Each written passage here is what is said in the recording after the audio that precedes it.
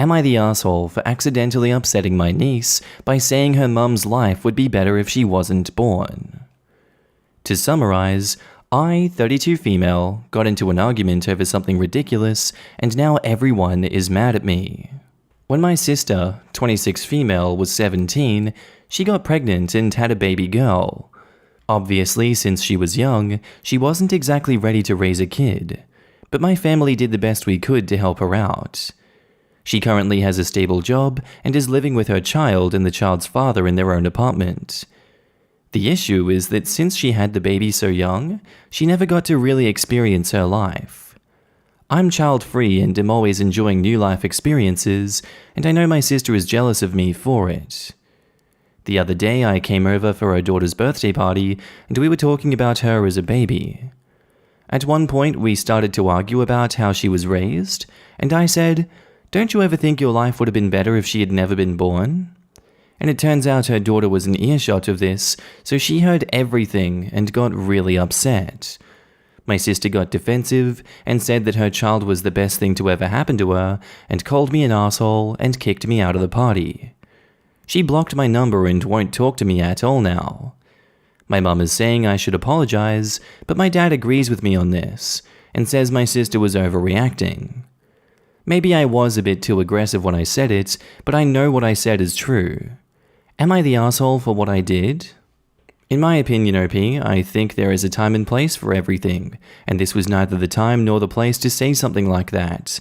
I think you were too aggressive about what you said. And if you ever were going to say that, you definitely should have checked that the child was in the room, yet you didn't even do that. Really, go have a big sit down and a think about your actions, why you do these things, and why you hurt people the way you do. Because at the end of the day, I don't know if she wants to take that decision back, I don't know if she would want to make that change. She has made her choice, she kept the child, and she is raising the child, and yet here you are rubbing your life in her face. Your actions are not those of an empathetic person, so I'm gonna have to say you're the asshole. Now in the comments, Anxious Tension 9567 says, "You are such an asshole, it is not even a debate. Nobody gives an F about your child-free status or how you're a narcissist who thinks that your sister is jealous of you. That's her child that she chose to raise. She loves her child more than you and always will, and your role as sister and aunt is either to support them or leave them the F alone. You should apologize, but I hope she doesn't accept it. You view her daughter as an inconvenience, and I personally wouldn't allow you anywhere near my kid if you were my sister and had that selfish viewpoint. And one other thing I'd like to point out is that the only person who sounds jealous here is you. Jealous and petty and cruel. Your sister is living the best life she can with everything the world gave her, and you're disparaging her privately and publicly because it doesn't fit your ideal? Sounds to me like your sister turns lemons into lemonade, in the form of a beautiful child and a successful life, and you're the sour one. OP is definitely the jealous one. Her sister has a child, a job, and a family. OP is projecting. Assuming her sister is jealous because OP is child-free and enjoying new life experiences, even double down on it because she knows what she's saying is true. Even in her response to the bot, all she says is that she should have waited until her niece was out of earshot to say it. OP is bitter. Having a kid doesn't mean you don't get to experience life. That is such an ugly attitude. I hope her sister keeps her blocked and keeps her away from her daughter. She obviously has some type of resentment towards this child. You're the asshole. Holy crap, I was eager to read this, thinking, come on now. Let's find out what the context is before jumping to a conclusion. But nope. You 100% are a certified grade A worst of the worst asshole. It was the kid's birthday party. The kid's birthday party. Even if the kid wasn't within earshot, that is not okay to say. I would suggest you apologize, but part of me thinks your sister and her family is better off with no contact from you. I agree with all of this. Why was OP even arguing about how her niece was raised at the child's birthday party? It's so inappropriate. You're the asshole, OP. So much so that I'm shocked that you even had to ask. The other part that shocks me is that her father saw nothing wrong with her statement. Something something apple, something something tree. Perhaps your sister's life would have been better if you weren't born. Unexposed is by user Roommate Moving Out. Titled, Am I the asshole for telling my boyfriend that his daughter can't have her own room in our house? So my boyfriend, 30 male, and I, 24 female, have been together for 2 years. We just bought our first house together, and we move in at the end of the month. My boyfriend has a 4-year-old daughter, Kate, from a previous relationship. I love Kate with all my heart. She lives with my boyfriend's ex and comes with us for short stays and sleepovers, more often in the summertime. Our new house is about a 30-minute drive from Kate's mum's house. It has 3 bedrooms, a master bedroom, and 2 smaller bedrooms. We are converting one of the rooms to be an office for my boyfriend and me to work from. That leaves just 1 spare bedroom. Kate was really nervous about us moving so far away, and my boyfriend has reassured her that she will still get to visit all the time, and she'll have her own bedroom waiting for her whenever she wants.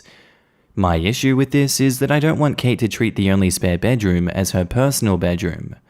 Rather, I want it to be thought of as a guest bedroom. Of course, Kate can stay there whenever she wants to. This isn't part of the debate. I want her to feel welcome all the time, but I don't want it to be only her room. I don't want it to be filled with her toys and clothes, so nobody else feels comfortable to sleep in there.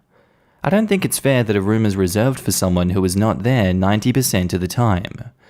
In addition, my boyfriend and I are planning to have a child of our own, and I want to make sure that when that happens, we have space for them to live. I can only imagine the circus in a few years if we have to tell Kate that we're taking away her room to give to her new sibling.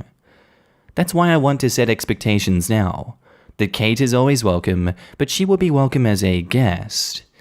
My boyfriend thinks I'm being unreasonable, that Kate needs her own room for stability, and especially as she feels we're moving away from her. He says we can keep a pull-out sofa in our office for guests to stay on, and call the spare room Kate's room. I still don't think it's fair to have a room just for Kate when she won't use it very often, and I think it's reasonable to be worried at the prospect of eventually giving Kate's room away to a future child.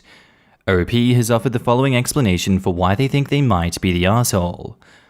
I feel like I might be an asshole for telling my boyfriend that his 4-year-old daughter can't have her own room in our new house. So that room is good enough for your own kid, but it's not good enough for his 4-year-old. I get that she's not going to be living there for 90% of the time, but that's no way to treat a 4-year-old in this situation. I don't even think it'd be the right way to treat a 15-year-old. You're just setting the precedent that, yeah, you're welcome here, but you're not really welcome here. You're not really part of this household. You don't really have your own space when you come here. That's not something to tell a 4-year-old. What's wrong with you? You're definitely the asshole in this situation. Now in the comments, Sage and Rage says, "You're the asshole. She is a member of the family and deserves her own space. And how did you not have this conversation before buying the house? Isn't how many rooms and what they'll be used for one of the first things discussed before looking at homes to buy?" And OP says she's not okay having a room for someone that is not there 90% of the time, but wants instead a guest bedroom. Like, how often do you receive guests? More often than your boyfriend has his own daughter over? I'm surprised. Right? OP shouldn't be dating a man with a 4-year-old daughter if she isn't going to treat his daughter like immediate family. The part about treating her as a guest and not family became real clear. This woman does not plan on including her in future family plans. Cruel.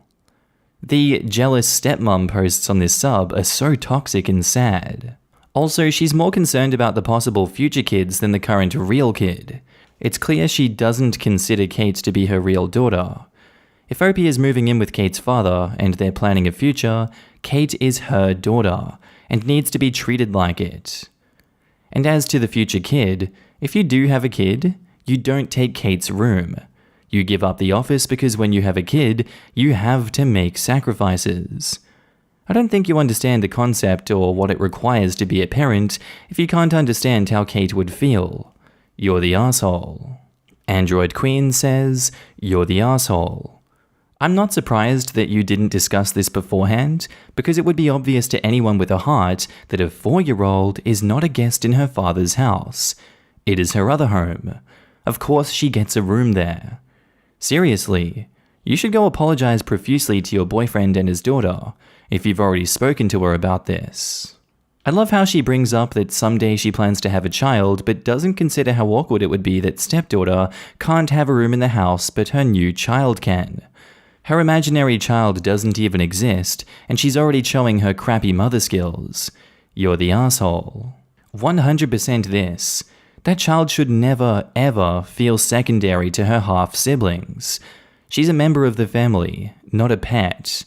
If you have another baby and don't have another room, you either share bedrooms or you find a bigger place. Same as you would for non-stepchildren. This would be the case even if the daughter were a teenager and could understand it better. It's more about showing the kid that they're valued and loved in your home. Not only is it an asshole move to the daughter, but to her boyfriend.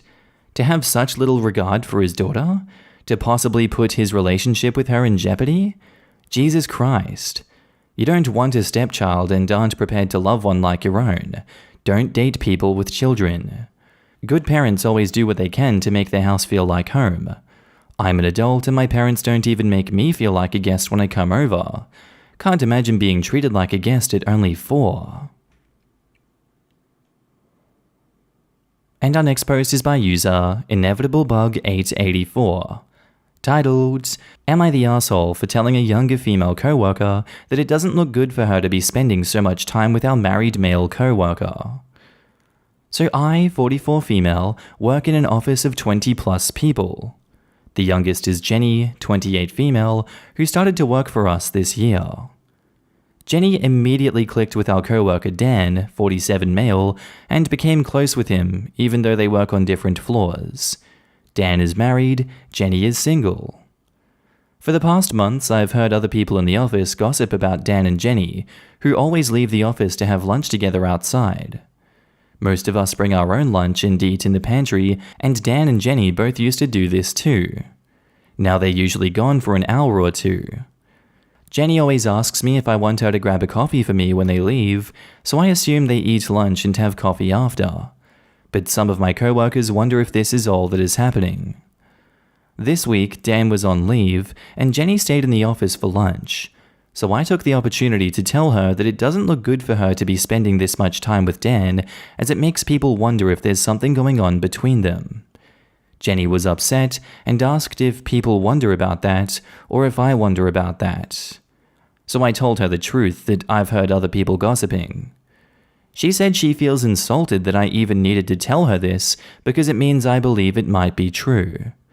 For the record, I don't think there is anything going on between Jenny and Dan, but I understand how it might look that way, and I only told Jenny to look out for her so she could do something about it if she wanted to. Am I the asshole? Now in the comments, Spot Rosa says, You're the asshole and so are the gossiping co-workers. Why would you tell her that it doesn't look good for her? He's the one that is married. This was my thought too. As OP stated, she's single. He's the one with a commitment to uphold. Yup. Instead, the young single girl is the one to blame. How dare she come into work single and free to talk to whoever she wants? Yet if it was lunch with an older woman, nobody would bat an eye. I think it would depend on the older woman. Bottom line, OP doesn't think she's having an affair, but if someone told this dude's wife that he'd developed a new habit of leaving the office for lunch with another woman, no age need be mentioned at this point, she might have a question or two. Second, whether we like it or not, gossipy co-workers are talking, and OP did Jenny a favor letting her know crap is in the air. I would certainly like to know if people were talking about me. Why does it depend at all? Two people who get along exceptionally well in the workplace, what difference does age or sex or marital status make? Are we not all humans capable of making friends? And is it so hard to believe that friendship doesn't include sex? Do you sleep with all friends of the opposite sex? If OP wants to help this girl, then shut down the gossiping. People in the workplace need to focus on their own work, lives, and problems. Especially since these attitudes screw other women over in a lot of industries. I've had male bosses who tried not to be alone with younger female engineers, and it just means the younger women aren't getting to go to the lunches and golf outings that the younger guys go to, which hurts their careers. Tinya Jummer says, "So you talked to the person in the situation with the least power and the most to lose, the young woman. It doesn't sound like you've requested the co-workers to stop gossiping. You haven't gone to HR about the gossiper's unprofessional behavior, and you haven't looked into whether Dan might be abusing his power and position. You told the new, young hire that she's doing something that others perceive as wrong. This is the epitome of systematic sexism in the work world. You should feel guilty for participating in it. You're the asshole." I think the people voting otherwise are missing those points in their judgment. It's not even about her letting Jenny know what's happening. It's mostly in how she did that. Exactly. And she's not just letting Jenny know what's happening. She's saying, this is what other people are saying, and therefore, you should stop. She's missing as well that even if Jenny stops hanging out with him, her co-workers will not stop gossiping. That ship has sailed. The only way to shut them down now is to show solidarity with the pair and stand with them and saying in all likelihood, nothing is going on. And you're the asshole. You chose to say something to her but not to him? Why? Why wouldn't you warn him especially since you've known him longer? Why is it anyone's business? Spoiler alert, men and women can be platonic friends.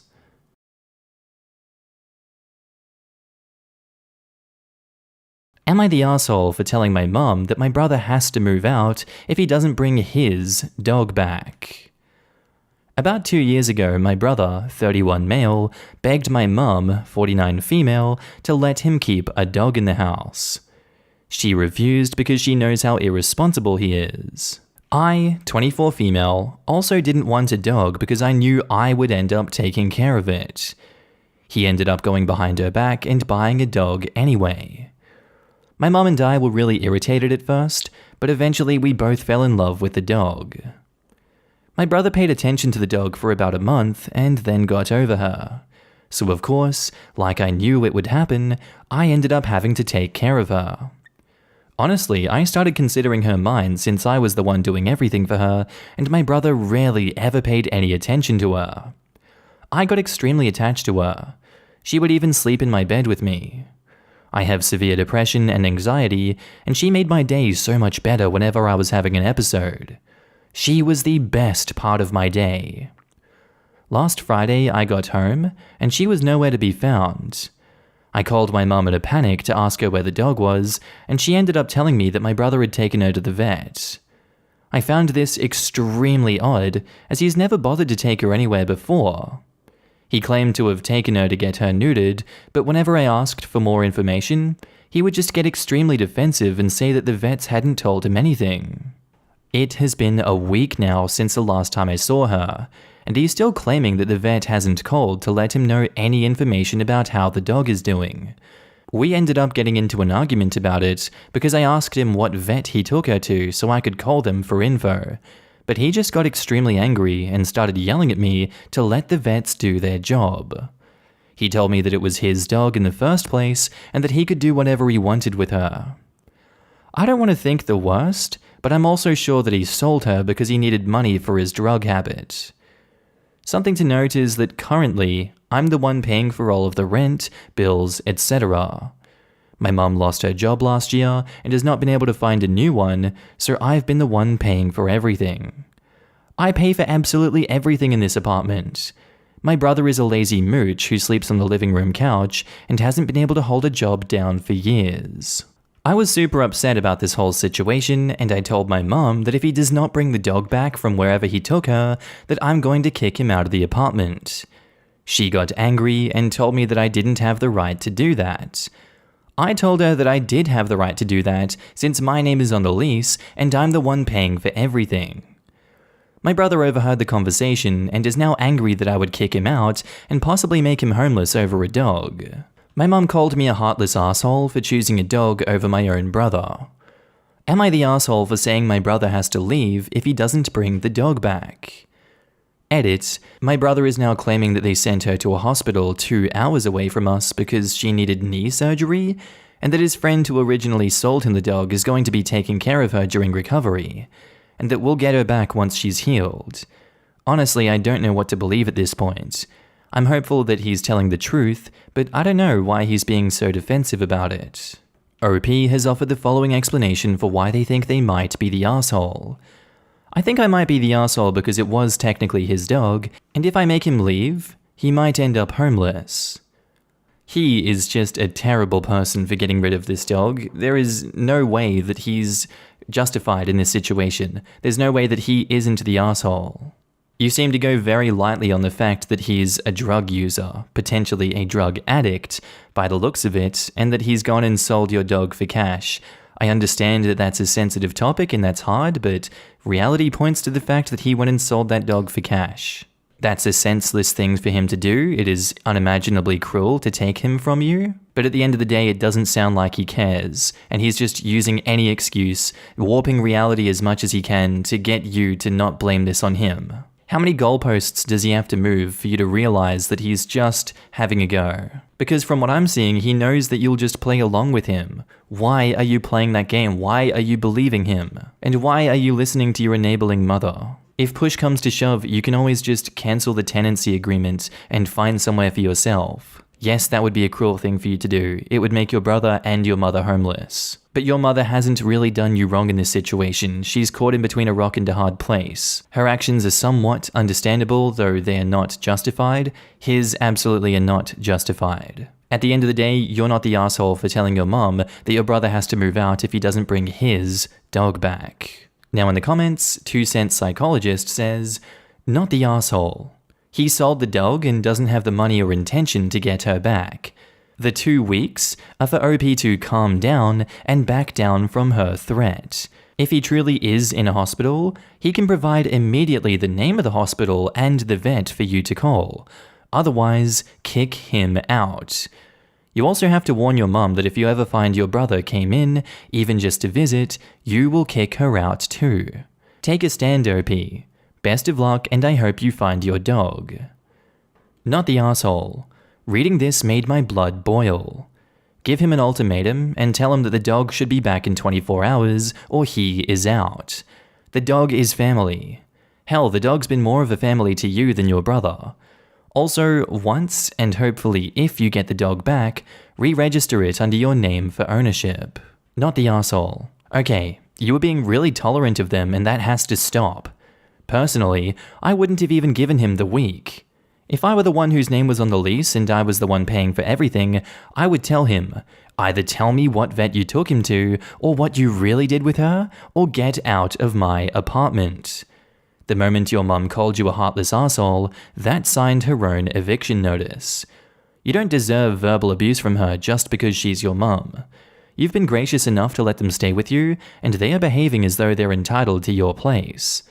Tell your mother, I did not deserve to be spoken to like that, and I deserve an apology. If you are so upset that I would kick out someone who's taking advantage of my kindness, then you don't have to be here, and you're free to leave as well. I will not continue to be taken advantage of, or allow you to disrespect me in my own home just because you birthed me. I am an adult and I deserve respect. Either I get respect and get my dog back, or both of you can find yourself your own place to stay.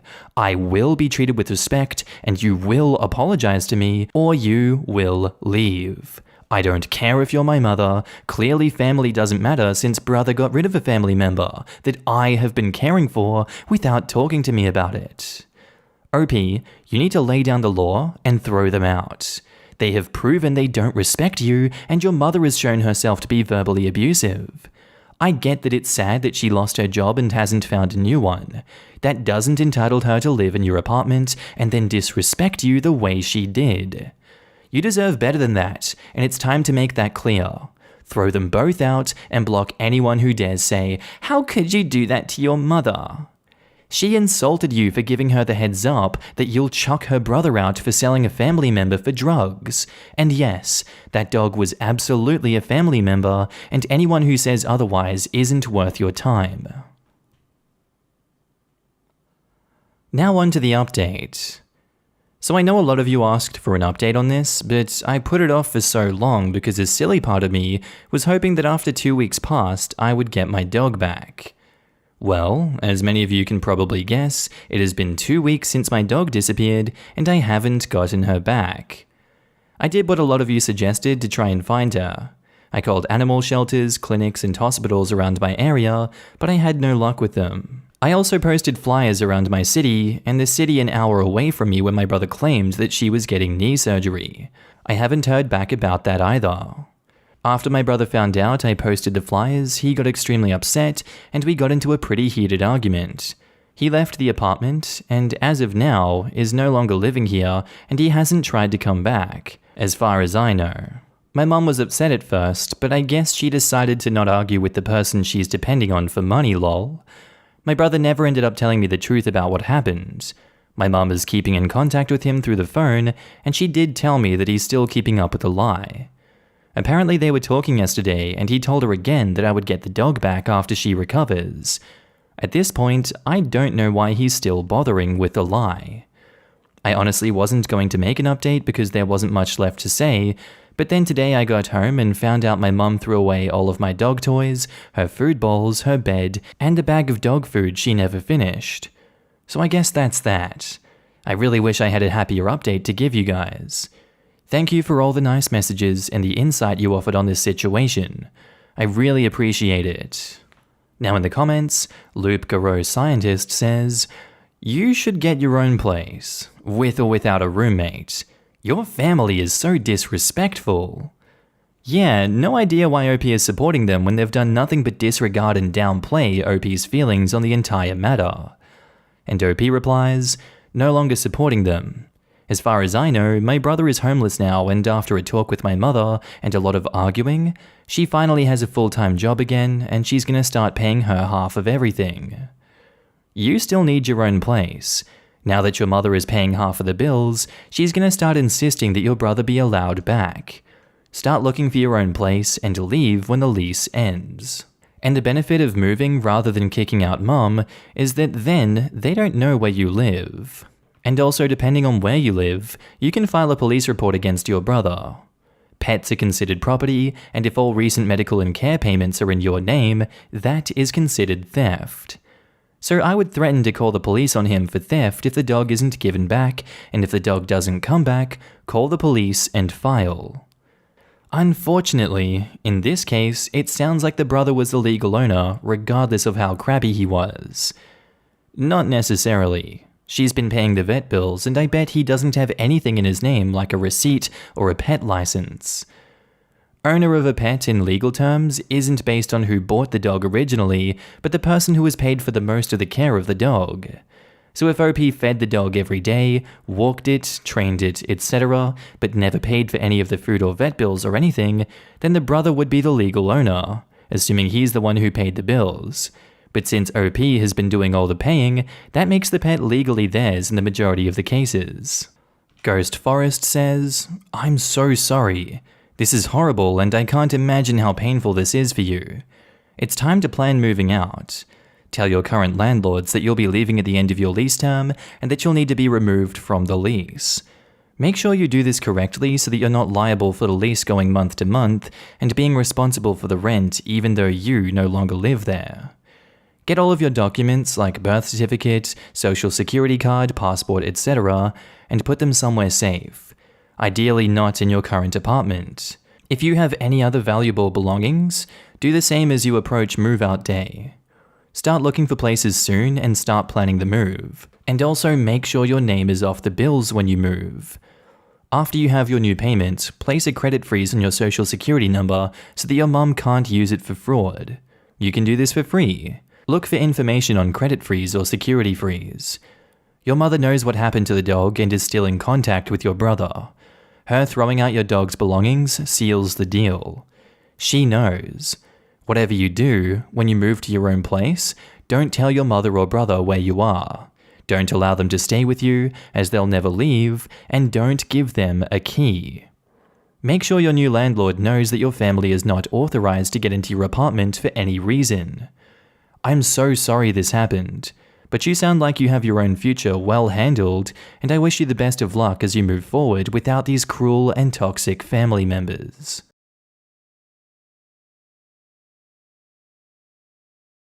Am I the asshole for offering to hire a caterer/planner for a fancy dinner party instead of planning it all myself? Okay, I've been married to my wife for almost 15 years. A few years back, we went through a rough patch. I was working long weeks trying to move up in my field, and we made the joint decision for her to be a stay-at-home mum. And though I was working 6 days a week, I tried to give my wife as much free time as possible. Still, things were rocky, and after 18-ish months, she started saying that she wanted to be more social. We moved out of the country a little before we had our twins, so it was understandable. Being dumb, I decided to surprise her with a dinner party. I invited some guys from work and their wives over, all without, considering that someone would have to host this dinner party, and that someone would end up being my wife. Don't worry, I accepted responsibility of being dumb. Nevertheless, my wonderful wife did put together a lovely dinner party and discovered a love for planning events.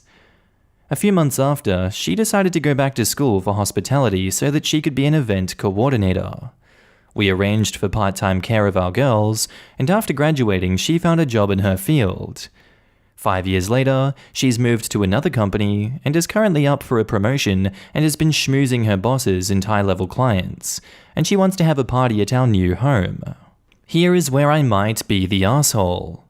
Since I've been working so many fewer hours in the last 2-ish years, I'm home earlier than my wife is, and a lot of my work can be done remotely. So she would like me to handle planning and setup for the dinner. I'm fine with this, however, I am not good at planning events. I'm the guy who hires someone like my wife to plan parties for them. I am happy to hire a caterer and someone to come put tablecloths and random vases of flowers around to make the place look nice. But I don't have an eye for those kinds of things myself.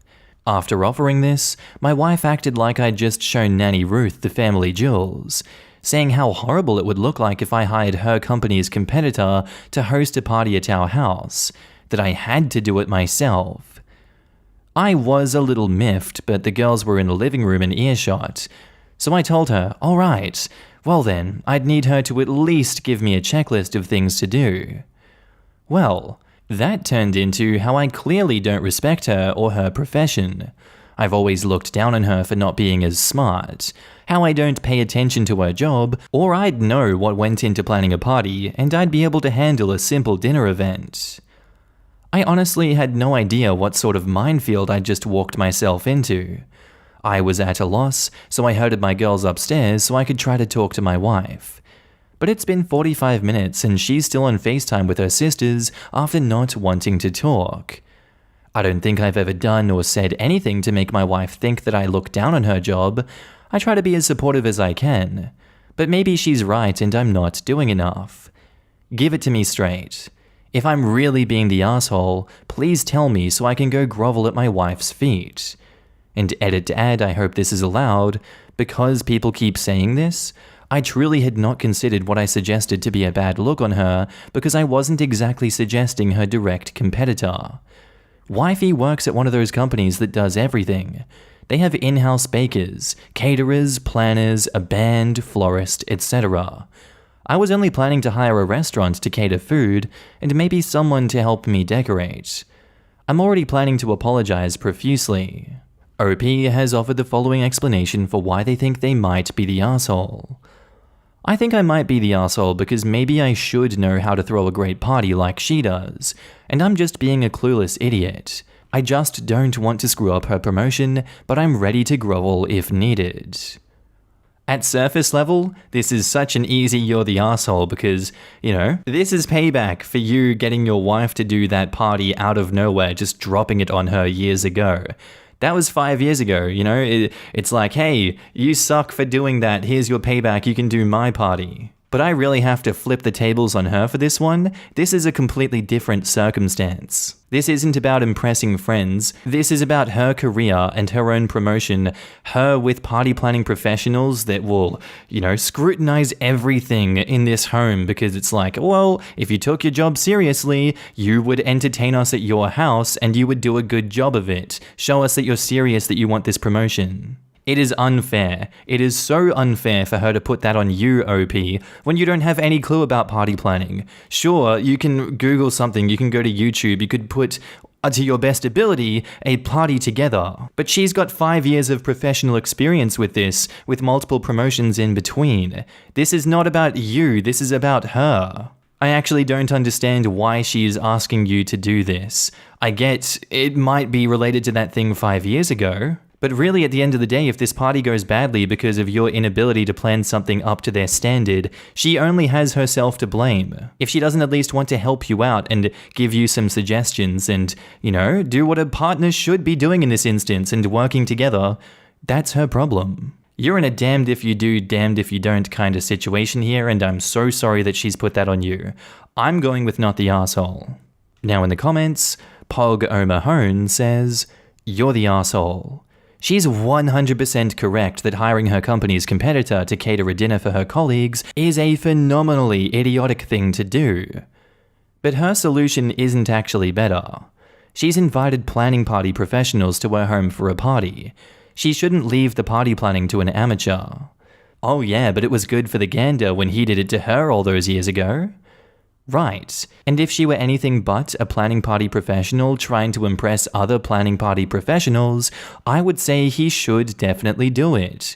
But this is like having your friend who's still learning English write your memos for work at your editing job. Her colleagues are going to know damn well she isn't planning it. They aren't going to expect the Ritz-Carlton. She's asking him to put a fraction of the effort she put in for him. Surely he can cook, given they have kids, and then set a table. Planning an event, particularly for co-workers and management, is a little more complicated than cooking and setting a table. You're reaching back to a similar event that happened years ago to say that OP is an arse without taking into account any intervening actions that balanced the scales, like being the single earner while she attends school, for example. OP is in a no-win situation. He is self-admittedly incompetent at planning events. His wife won't allow him to hire a competitor, nor is she willing to help him or plan the event herself. OP is being set up to fail. OP, I suppose, is an asshole, barely-ish, for something that happened years ago. Something that he accepted responsibility for years ago. OP's wife is an asshole for setting him up for failure in a situation that has the potential to impact her career. Because, make no bones about this, if an event coordinator hosts a failed dinner party for her co-workers, the onus will 100% be on her in their eyes. But really, not the asshole dude. And OP says, "I'm not a great cook when it comes to cooking in large batches. But you're right, I can cook. I do a mean lasagna. But the type of events my wife usually hosts and or attends have entrees like garlic-crusted salmon fillets in lemon butter sauce or filet mignon. I didn't think they'd be impressed by my chicken lasagna. You're right though, I can definitely be putting in more effort and I will do so." I don't understand why she's refusing to help you help her make an impression. Bizarre. It was maybe thoughtless of you to suggest hiring a competitor, but you're not the arsehole. And OP replies, "I appreciate that. Thank you." Himalayan Kitten says, "No arseholes here. You absolutely cannot hire an event planner if she's schmoozing bosses for a promotion as an event planner.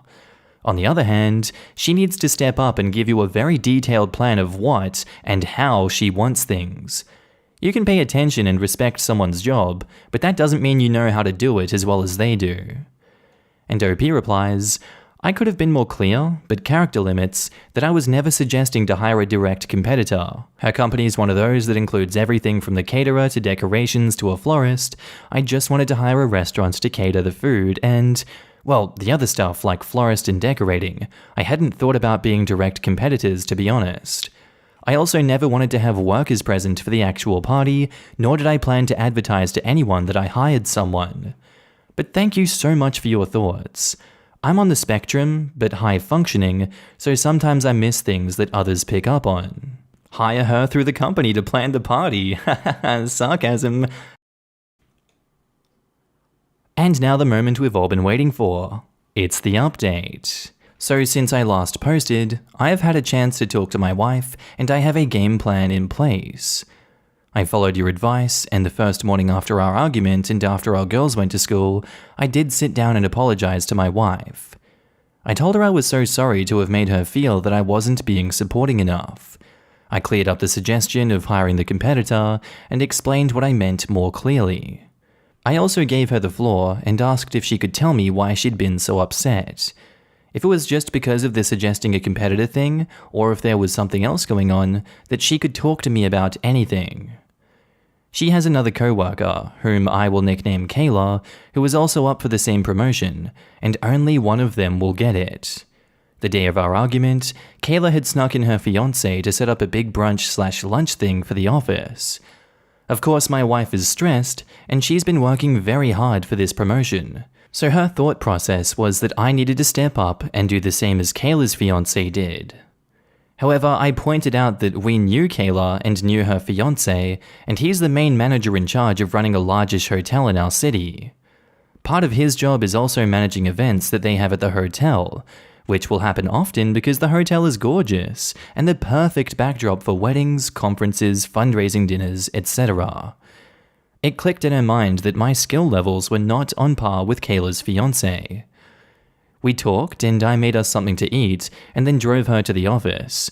Even walked her inside and carried her coffee for her. I got to meet a few new faces, and my wife also introduced me to the newest member of her team, who is still learning the ropes. With my wife's prior approval, I asked the new team member if he'd be willing to let me hire him just as a consultant on a dinner party. I needed a little help with the color schemes and flowers, as I'm red-green colorblind. You were all right about the communication being lacking and how I was being insensitive about suggesting a competitor, even if it wasn't exactly my intention, circling back to communication. I also severely underestimated myself and my abilities and was writing it off as something I just couldn't do, rather than a puzzle to work out with some effort. So yeah. It ended up being just my stupidity and lack of clear communication with my wife, and partially a little over-expectations from my wife. But with as much as she's been working and as stressed as she's been, it is completely forgivable. I just wanted to update and thank you for helping me see that I was way underestimating myself. I thought I was supporting my wife in every way I could, but I was failing in the way that she needed me and the way that it counted. We've rectified the situation, and I'm now confident that I can pull this dinner party off, with a little help here or there from my consultant and Pinterest. Thank you so much. And edit to add, I hope it's okay to add this edit. It seemed necessary because so many people here think that the 3,000 character limit posts give you enough insight into my relationship to deem me a battered husband. My wife is in no way abusive towards me whatsoever. She is a human being who sometimes gets stressed and overwhelmed and overreacts. That does not make her abusive or a terrible person, it simply makes her imperfect, and so are we all. I'm not always great at knowing what details are relevant, and with a character limit that also makes it extra hard. My wife did apologize to me as well. She accepted her part of the blame for our whole argument. She apologized to me, and we had a very good talk. I'm a civil/structural engineer, and she sort of chuckled and made a joke about Kayla's fiancé never being able to do what I do. She recognized and accepted responsibility that she'd made a mistake. I do understand where others are coming from and assuming that she's controlling, but 6,000 characters is a difficult constraint when trying to get enough relevant information across an internet platform. So for that, I apologize. I'm still working on some of my communication skills. My wife is a kind and gentle and thoughtful and compassionate person. She leaves me post-it notes hidden throughout the house with love notes and reminds me when I'm low how much she loves and appreciates me and is a terrific wife, mother, daughter, sister, and friend. Please accept that she's also a human and also makes mistakes. Just as I accept this about her, she accepts it about me as well. I make my fair share of mistakes and overreactions just like she does, and she always handles it with grace. I'm simply trying to do the same for her. Am I the asshole for wanting to sue my husband's sister for losing my 2K camera at the beach? My 26 female, sister-in-law 20 female, moved in with me and my husband weeks ago because of problems with her boyfriend. She isn't planning on going back till he apologizes, even though she broke his Xbox in an argument. I'm a blogger. I have a small space in our apartment, sort of like my office, but very small, where I work for hours. My sister-in-law always enters the room and takes stuff and doesn't return them, resulting in me replacing them until I got a lock for the door. She was going to the beach with some friends to let off some steam, and she asked if she could borrow my 2K video camera to record the trip, but I declined and explained that I was working in the weekend and I would need it. So I got done with my project and left my camera on the desk. When I woke up the next day at 9 AM and had a shower and breakfast, I entered my office and I didn't find my camera. I freaked out and my husband told me to calm down because his sister took it with her to the beach. He assured me that it was in safe hands, but I kept worrying about it and was upset by the fact that she took it and he gave her the key. She got back at 7 PM and was pissed, talking about getting in a fight with her boyfriend after seeing him with someone at the beach, and it ruined her day. She started crying loudly and cussing him out. I asked for the camera back and she said she didn't have it. She left angry after the encounter and forgot her sunglasses, cream, hat, and my camera at the beach. Her friend Aiden picked some of the stuff up and brought it back, but the camera apparently got stolen. I started yelling, calling her irresponsible and reckless, and this was a 2K camera that she left behind. She started apologizing and then tried to blame it on her now ex-boyfriend for getting her into a fight with the girl that he was with. I said I need the camera for my work and she had to replace it, like yesterday. My husband got involved and said it wasn't her fault it got stolen and suggested I get a cheaper camera from Amazon for now till I can afford to buy a new one. I said, what? Why should I buy a replacement when it was his sister who lost it? She took it without permission and was responsible for whatever happened afterwards. He tried to make excuses for her being an emotional mess. I said I have no problem suing her, and he asked if I was serious, and I said yes because I've worked hard to get this camera, and my work's always been known to be of high quality, so for him to suggest a cheap camera from Amazon was offensive. He said he was just trying to help fix the problem, but I said he was just helping his sister avoid responsibility. Both him and his sister aren't speaking to me anymore, claiming they're giving me time to calm down, when in fact they're cold-shouldering me and making me feel guilty for saying that. I'm not sure if doing this will morally be the right thing to do, since she's family, as my husband says. And am I the asshole? And edit, someone here mentioned the possibility of her friend Aiden taking it, which is a possibility. But when I requested to speak to him about what happened, my sister-in-law said I was wrong to hint that he took the camera, even though I just wanted to ask him a few questions. She told me to leave him out of it since she trusts him with her stuff. I find it very hard to believe that it's not her fault that she took the camera, left it on the beach after an argument, and just disappeared. I find it even harder to believe that she left the beach, Aiden grabbed her stuff, and in the time between her leaving the beach and Aiden grabbing her stuff, someone came in and took the camera. That's just really unlikely. I don't even think it's possible. Though obviously there is a possibility that everyone walked away from their stuff on the beach and had an argument in the car park or something. And yeah, if that did happen in this case, it is still her responsibility to replace the camera. This is morally the right thing to do. She lost your $2,000 camera that was for work that you said she couldn't take. Why is your husband enabling this behavior? He's as much of an asshole as she is in this situation. So my answer is not the asshole, OP. I'm so sorry that they're doing this to you. Now in the comments, 1800 Turd Ferguson says, not the asshole. Sue her. File first thing Tuesday morning. If your husband isn't on board, tell him that he and his sister need to go until they're ready to apologize and make things right. If necessary, file a police report since she stole your camera by taking it without permission. She asked if she could borrow the camera and you told her no, and she did it anyway. Your husband enabled this violation of your boundaries by his sister and then tried to invalidate your feelings on it. I think you were well within your rights to demand that she leave immediately and say that she is no longer welcome in your house. It's probably also time to tell your husband that the two of you need counseling, and if he doesn't agree to go, then you should consult a divorce attorney. Unfortunately, I don't know if a court would see it as taking it without permission if her husband unlocked the room specifically to allow her to get the camera. Depending on how property is viewed in their jurisdiction, it may be considered equally his. She still has a moral obligation to replace it with one of equivalent quality. Same model if still available. Do you have household contents insurance that covers loss or accidental damage? Get her to pay the excess and your husband pay any difference in premiums for the next 5 years. And include him in the police report too. She did not have permission to take the camera and did it anyway.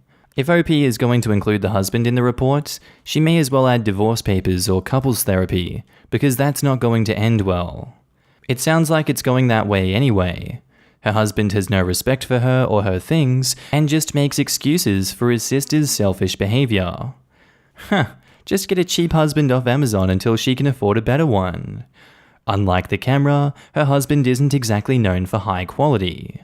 And Hot Rice 22 says, "Not the arsehole, but there's a bigger issue here. Much bigger. Your husband does not respect you and is willing to let his sister step all over you and your career. That is wrong. His sister is an adult, but it sounds like she acts like a 12-year-old. Seems like she's not used to being held accountable by anyone. You were not the asshole for holding her accountable, and you deserve to have that camera replaced free of charge to you." Our next post is by user Newlywed AH, titled, "Am I the asshole for marrying my wife without my kids there?" So I'm 42 male and my wife is 43 female. Together we have 8 kids. Mine is 16, 15, 13, and I have 50-50 with their mother who left me 8 years ago. Hers is 16, 15, 13, 11, and 7. I met her in December last year. She was widowed in November. We got engaged 2 weeks ago in front of all the kids who were happy. Then my kids went to the mother's house for their regular week with her. While they were there, I married my wife. It wasn't a big wedding, just a nice evening on the waterfront. Her kids were there with their grandparents, and again, mine were with their mother. I talked to them several times during the week like I usually do. When they came home from the mother's house, my daughter noticed that I was wearing a wedding ring. At that point, we told the kids we were married, and then we had a barbecue with cake. My kids say I'm the asshole for not inviting them. My wife says this is what she wanted, and it's okay they weren't there. I might be the asshole though for not having my kids at my wedding. OP has offered the following explanation for why they think they might be the asshole. I think I'm the asshole because my kids deserve to be at my wedding. So you know you're the asshole then. And you know that your wife is an asshole because it's a double standard there. It's cool if her 5 kids are at the wedding, but it's not cool if your kids, of similar age to hers, are at your wedding? What does she have against your kids? Like, why was she fine with that? That doesn't seem like an okay thing if you think that your kids deserve to be at the wedding. This is not a good precedent for the start of a marriage, and you're definitely an asshole for prioritizing her over your kids, when there was no reason to do that in the first place. So yeah, you're the asshole. Now in the comments, sorry, but I think you're the asshole. I would imagine your kids feel like you're already choosing your new wife over them, and unfortunately they're not even wrong. A wedding when you have minor children isn't just you and your wife coming together, it's your families too. Your kids are a part of this. Not including them in the day if they wanted to be there wasn't the right move in my opinion. I'm getting married in December. Not only would it be unthinkable for me to not have our children, mine from a previous relationship there, my fiancé would never allow it. When you have kids, it's never going to be just about you again. OP's wife, the mother of 5 children, should know that better than anyone. I think OP's wife knows this but doesn't care. And he's either clueless or doesn't really care about his kids either. My kids say I'm the asshole for not inviting them. My wife says this is what she wanted and it's okay they weren't there. Really? It didn't even occur to him to invite the kids or even want his kids there? She's already got him to put her kids before his, and it just took 8 months. You're the asshole. Oh, you don't understand. There wasn't any time to tell the kids. OP hasn't had sex in 8 years.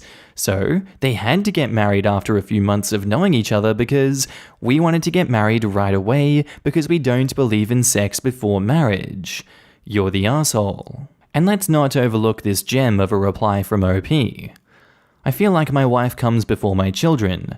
She wanted to get married, and they were there with the mother. They are kids and we're adults, and they don't get a say. You're the asshole, OP, and you're a rotten father. Gosh, I wonder why his ex left him. He said in a comment that she left him because she said I abused her or something, so you know he's been an asshole for a while. You're the asshole. I know people are just gonna jump on me about this being your day, but my issue is that your wife didn't want any of your children there and you just went with it. She was like, it's okay. And you're like, sure. Why, may I ask? Aren't you trying to blend your families? Why were you okay with your kids not being there? Is this the first of many times that you're going to go with what your wife wants without consideration for your children? You're the asshole. Wife's husband died just 10 months ago, and she already has 5 kids. What's the rush into getting married so fast, especially since she started her relationship a month after her husband and father of her children died? I wouldn't be at all surprised if OP's kids started being treated poorly because of this. So where's everyone going to live as a household of 10 people? I can guarantee that if OP's kids had their own rooms before, they won't now. And will probably have to share with at least 2 to 3 more kids being added to their rooms. 9 months is not long enough to see if OP and the new wife are compatible, and definitely not long enough to see if the 8 kids are compatible with each other as well as a step-parent. I don't want to say she's a gold digger. And our next post is by user Markee9544, titled, Am I the asshole for sending my stepbrother the bill to pay half of my engagement dinner expenses after he turned it into a baby gender reveal? Context about family dynamics.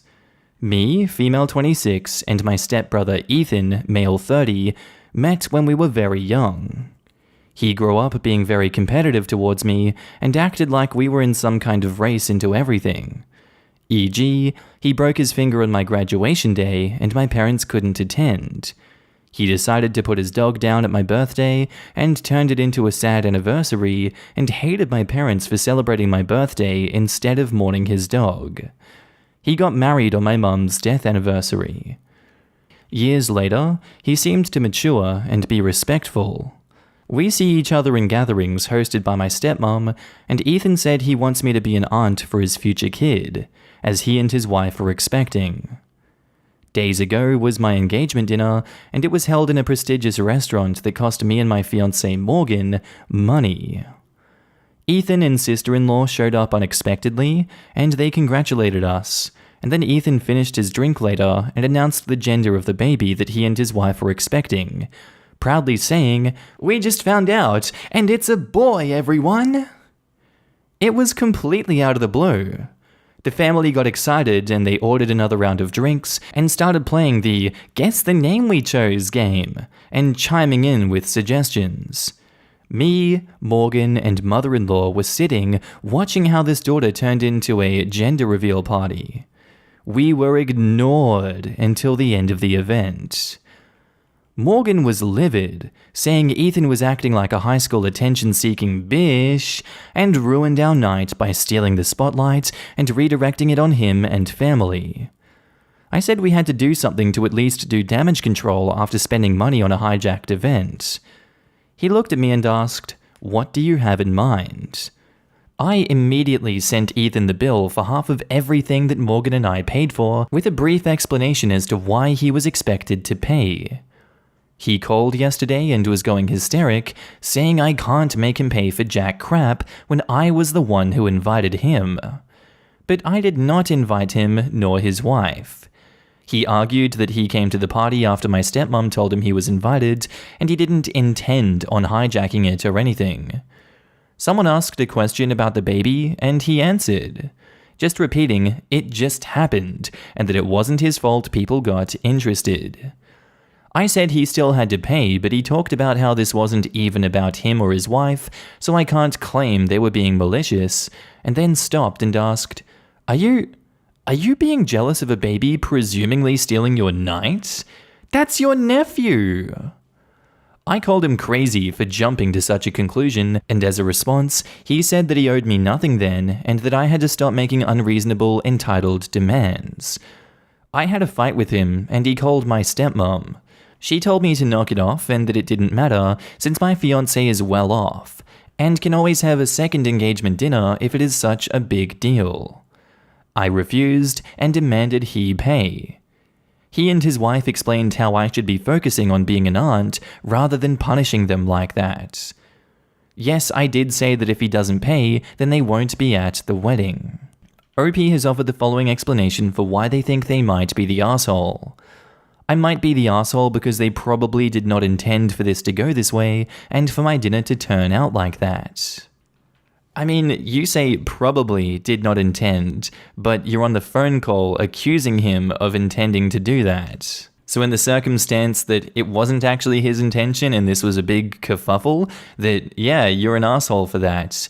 But in reality, at least from my perspective, I'm gonna say you're not the asshole for this one. All his deflecting in his responses on that phone call and putting the blame on you and saying that you're the one with the issue. Come on, guys, that is a genuine and actual example of gaslighting. It's like, I'm not the one with the problem. You're the one with the problem. You're the one that's interpreting reality differently to everyone else. You're crazy, OP. Like, he's the one reaching. He's the one jumping to crazy conclusions, yet he's framing it like you're the crazy one here. And it just happened. It was, wow, such a coincidence that everyone turned their attention on me. If he didn't have a history of stealing the spotlight during major events, like broken finger on graduation day, putting his dog down on your birthday, getting married on mum's death anniversary, then yeah, I'd say, wow, maybe you're overreacting here, OP. But this seems to be in his character. Ethan doesn't sound like he's a great guy. So I'm gonna say not the asshole for sending him the bill because, you know, if he wants to make the event about himself, he can pay for that. To a lot of people, that would be an unreasonable thing, even given the context of this situation, but I say screw Ethan. Now in the comments, Toodle Garden says, not the asshole. You won't get half of the money, but you can and should disinvite him and your stepmom from your wedding. He will do something that will lead to him accidentally drawing attention to himself. Don't let it happen. Fool me once, shame on you. Fool me 8 or 9 times, shame on me. Not the asshole. Not only did Ethan and your sister-in-law crash your engagement party, but they also made it all about themselves. They got a gender reveal party for themselves without putting in any effort. It's only fair that he pays half the bills. Stepmom is the asshole too, as she was definitely involved in the plan of hijacking the party. And also, don't invite him to your engagement. He'll do something to upstage you again. Accidentally, of course. And for me, the icing on the cake is them telling to OP that she should concentrate on being an aunt. What about concentrating on organizing a wedding? It's clear that everything is always about Ethan. Yeah, you should send the bill to your stepmom, seeing as she encouraged it as well. Not the asshole. This, aunt is a title. You can be an aunt without concentrating on anything. OP is busy planning their wedding. Source, I'm an aunt to 3 boys and a girl, and it takes minimal effort to see them, get them presents now and then, etc. Planning my wedding took a year. Not the asshole, but just do yourself a favor and stop engaging with them. Start planning now about how to avoid having him at your wedding. It might mean stepmom also can't be there judging by her reaction to this, so plan carefully. Speak to your dad first if he's a reasonable man, and so on. There's no way to win with these kinds of people. They will twist every scenario to make you seem like the crazy one, so it's best to keep them at arm's length, come up with strategies to minimize contact, and be strong when you have to set boundaries in the future. I feel like half the stories on Am I the Arsehole could have been avoided completely if people would go no contact with toxic family members 4 to 5 problems ago. Agreed. But it's difficult when you've been conditioned to accept crappy behavior from family members.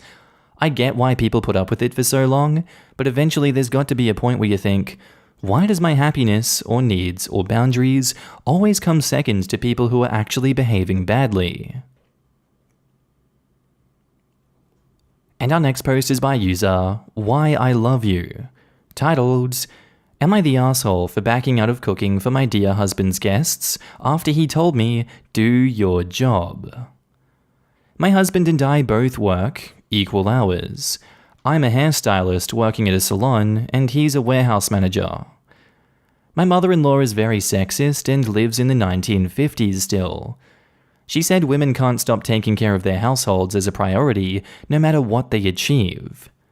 I hated this, and it caused endless problems between us. My husband learned to do everything from folding his clothes to fixing the toilet, except cooking.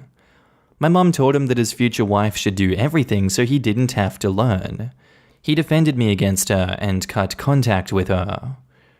She hasn't participated in a gathering since 2015 due to family not wanting her around. My husband cleans while I cook, but he tends to complain from time to time and throws some weird beliefs and opinions at me that are similar to what his mum thinks. I get it since he's been raised by her and this mentality takes time to go away. Last week, he had guests over and asked me to help him host dinner. We agreed that I cook and he cleans, like always. The guests arrived and my husband sat with them while I was in the kitchen cooking. I had issues with the oven, I was running late, and dinner wasn't ready yet. My husband rushed into the kitchen asking why dinner wasn't ready yet, and I said I'd be done soon. He grabbed a few glasses while pressuring me to hurry up. I made a comment about how I didn't even get to meet his guests and how unfair it was. He casually said, "Just do your job," and rushed out. I was shocked. I stopped him and I asked, "What did you just say to me?" He looked at me quizzically. I turned the oven off and stopped cooking. He was freaking out, saying, No, wait, what are you doing?" While I took my apron off. I said I don't work for him to tell me to do my job, and he should take over cooking if he thought I was slow. He begged me not to do this to him and explained he didn't mean to tell me to do my job, but only spoke this way since he's used to saying stuff like that at work and wasn't paying attention. I refused to continue cooking and went upstairs to wash the smell of onion off me. I left him in the kitchen to handle serving dinner on his own, and he came upstairs 2 hours later after the guests left and looked an absolute mess, hair messed up and his shirt stained. He asked if I was happy and proud of proving a point by backing out of cooking last minute just 'cause he slipped and accidentally said do your job. I told him that he's an adult and is responsible for what comes out of his mouth, accidental or not, and again said that I didn't have to cook for his guests and that I only volunteered to help, and he sounds like his mother with what he said. He said it wasn't true and that he was disappointed because I didn't stick to my word and left him defend for himself and embarrassed him in front of guests by giving them half-cooked meals over something so dumb. He walked out after changing his clothes and called me mean. He wants an apology for backing out last minute knowing he can't cook. Am I the asshole? OP has offered the following explanation for why they think they might be the asshole. I might be the asshole here for promising him to cook and then backing out last minute and leaving him to fend for himself. I think I might have overreacted. I don't think you overreacted in this situation. I think if you want respect from someone, you have to demand respect from them, and if they don't apologize for their accidents that happens when they don't respect you, you walk away, like you've done here, and you wait for them to apologize and change their tune. I get that change doesn't happen overnight, but he made a bond to you when he married you, and he needs to respect you and respect that relationship. If he thinks he can get away with saying that, just do your job, he's got another thing coming, unfortunately. At the end of the day, it's his fault that he said that, it is his fault that he didn't apologize, and it's also his fault and now responsibility to not brush off your feelings and actually validate what you've said. Yet he continues to invalidate you. It shows that his respect for you is slipping.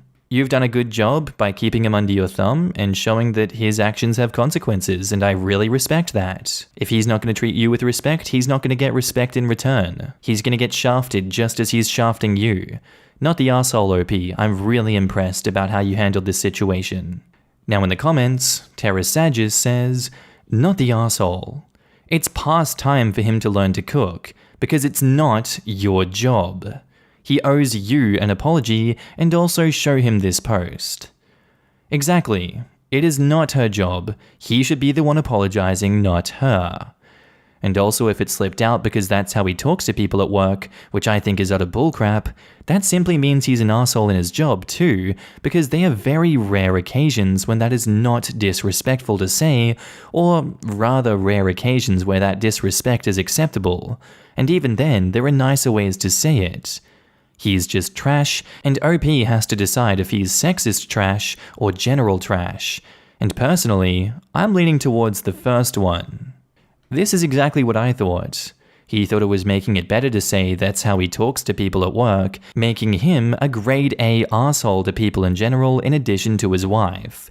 Sadly, OP, he will not unlearn this behavior.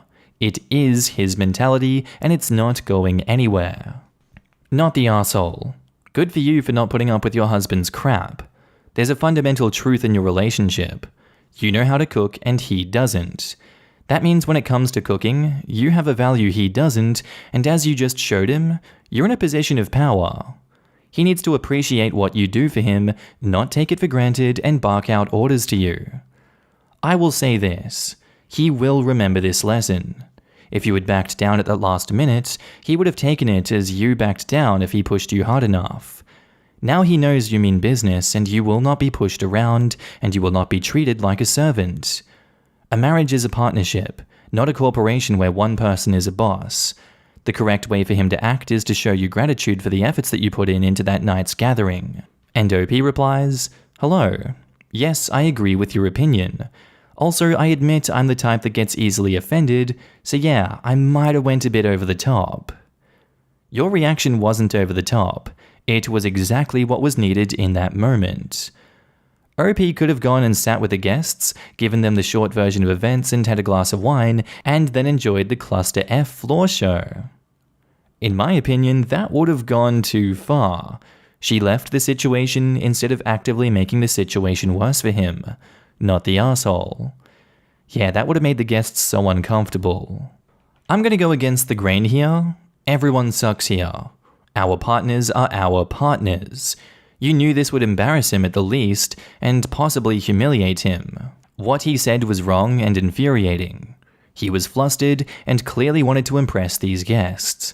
You are also flustered for reasons out of your control, but that doesn't mean you leave him hanging. A co-worker, friend, acquaintance? Sure, but not your partner.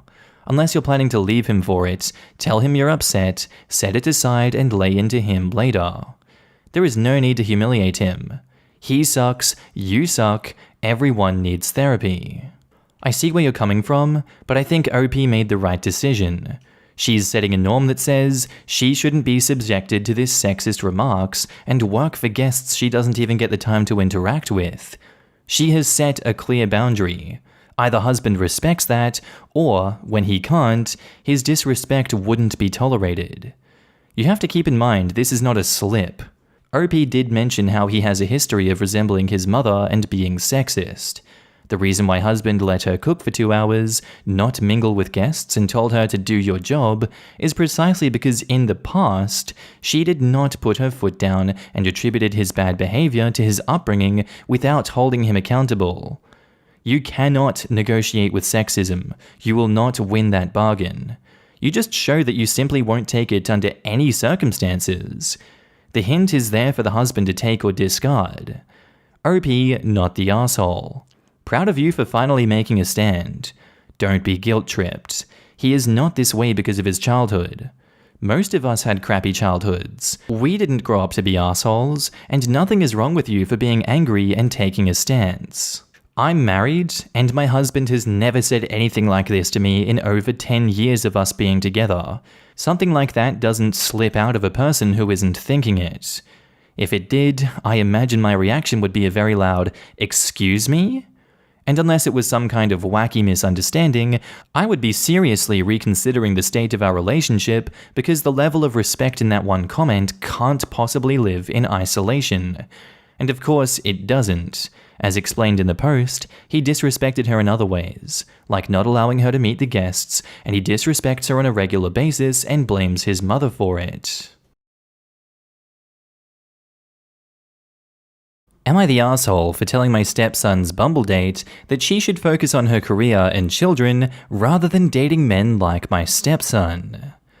For context, my, male 36, stepson, male 19, lives at home with my wife, female 41, and I. Last weekend, I found a woman, female 20s, in my living room after I woke up in the morning. She had slept over in my stepson's room, and my stepson was still asleep. He normally sleeps in late on the weekends. When I first came downstairs, she was crying on the phone. I proceeded to introduce myself and ask if I could help with anything. She said that she was on the phone with her mother, who was taking care of her son while she was staying over with my stepson. I proceeded to ask if she knew my stepson through his job, and she said that they met online, Bumble. We talked a little further, and due to reasons I will explain, I ultimately told her that she should not be prioritizing dating, especially men like my stepson, and should instead focus on her career and spend more time with her son. She was a single mother. Here's the thing. My stepson has been living with my wife and I since he graduated high school over a year ago. He is handsome, tall, and in shape, due to his full-time work as a swimming instructor and lifeguard. Since he graduated, he's brought numerous women over to our house, at least 20, but I've lost count now and am not always aware due to working sporadic hours. At first, my wife and I were surprised about how he was meeting them. He barely has enough time to date and uses most of his free time in his room playing video games. When we confronted him about it, he said that he just uses online dating to set up dates and either brings them to our house or drives to them. Last year, he had 2 pregnancy scares, which he handled himself, but my wife and I were aware. Furthermore, a few months ago, I noticed that he kept bringing back 2 different women to our house in alternation. Although I've been a monogamous, long-term relationship type of guy, I understand the whole gist of young men sowing their wild oats. My wife doesn't seem to mind much as long as it's safe and consensual. However, I feel like my stepson may not be being completely transparent with his dates, and I certainly don't believe he's currently a good candidate for young single mothers. Am I in the wrong for interjecting and diverting this young single mother away from her current situation with my stepson? I believe that her son will greatly benefit from her taking a break from dating and spending more time with him. And edit, to clarify, I will admit that I have a protective urge when it comes to single mothers. My wife had a number of abusive partners in her past and has been in therapy ever since. While I'm not saying my stepson is abusive, I do not believe that the hookup culture he's engaging in is healthy for a young single mother with her whole future ahead of her. Career and children come first, in my opinion. Now in the comments, Mysterious T7218 says, "Don't date my son if you want a long-term committed relationship." That is okay, it's great, and it's very honest. But you saying, "Don't date at all, be a mother," you're the asshole. Career and children come first, in my opinion. Oh my god, my ovaries just shriveled up and fell out because of the incredible misogyny coming through my screen. Heaven forbid a woman do as she pleases with her frickin' life. You're the asshole, OP. No one asked your opinion, much less this poor woman or your stepson. And edit in response to several negative comments under mine, a man telling a woman his opinion on her life without being asked is misogyny. OP could have complained to his son, but instead homed in on her being a mom. A woman who has a child who is being cared for, not home alone, is allowed to care for herself. Get off your high horses in thinking that I hate mums or something, because I understand that to care for someone else, you also have to care for yourself. And going out for one night does not mean she's out every single night. You'll need to assume a lot less because it makes you an ass. You're the asshole. Who are you to assume that she doesn't spend enough time with her son because she spent a single night at someone else's? Single mums are allowed to date and have social lives. Say what you want about your son if he's that bad, but you're essentially chastising her for dating as a single mum. Boo! Sexist AF. The advice is not bad, though it sounded to me like, don't waste your time on bums like my stepson. Focus on your career and your kid instead. He could have added and the right guy will come along and you will be ready for it. It is unsolicited advice about her sex life. That's almost always going to be asshole behavior. I don't know. If the stepson is a master manipulator and has her thinking this could be something long-term, a warning could be pretty helpful. If it's just shame on you, go home to your child, then no. Right? To me it's more, my stepson is a loser, don't waste your time on him or men like him. Except for the part where OP says, should instead focus on her career and be spending more time with her son. She was a single mother. How the hell does OP know that she doesn't spend time with her kid? Back when I dated and my kids were young, I would leave after they went to bed and get home in the morning before they woke up. My kids had zero clue that I dated until they were much older, and I let it slip one time at a gas station. Someone said hello to me, they asked who I was, I said I dated him, they asked when, etc. Plus, I didn't date all that much. Maybe once a month? Every other month? To be honest, I spent more time away from my kids going to college than I did dating. Unexposed is by user Target Throwaway 76, titled, Am I the asshole for taking an item out of a cart that my son was pushing at Target while he was working there? Yesterday, I went to Target to buy some clothes for myself. There was one item that I was looking for but could not find. Since my 18-year-old son works there, I figured that it would be okay to look in one of the back rooms that was open. Incidentally, I ran into him while I was there, and he was pushing a cart that happened to have the item that I was looking for. So I went ahead and grabbed it, but when he saw me, he yelled at me and demanded that I put it back and get out of the back room. I refused because he wasn't there to shop, and these items are for people who shop there. He then started to throw a giant tantrum, saying that it was for some order. I asked him who it was for, and he couldn't tell me. He ended up calling over a supervisor, and after some arguing, I eventually got kicked out of the store because I wanted to buy an item. He's currently not willing to speak to me right now. Am I the asshole?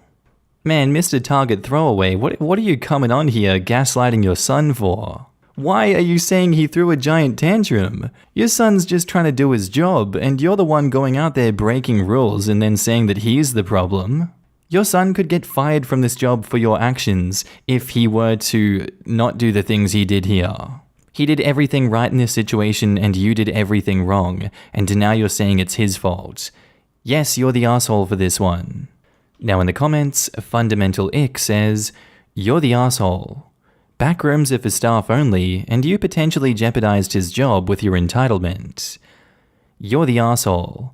It was for an order that had been submitted online, and if it was in the cart, it was already scanned in as the store having fulfilled the order. Once that happens, the team member can't remove it, or at least they couldn't last I knew. So you could have caused an even bigger headache when that guest came in to get their order. And of course, the fact that your son works there doesn't make you special. I loved the, I asked who the order was for and he couldn't tell me, as if it was like the mayor or a celebrity or something. It's just a rando online ordering crap, and the son just gets a list of items to stack together for order number 74, which then sits around together waiting for said rando to pick up the order. I mean, he literally could not tell her, because this is a customer's data that she is demanding. What's she gonna do?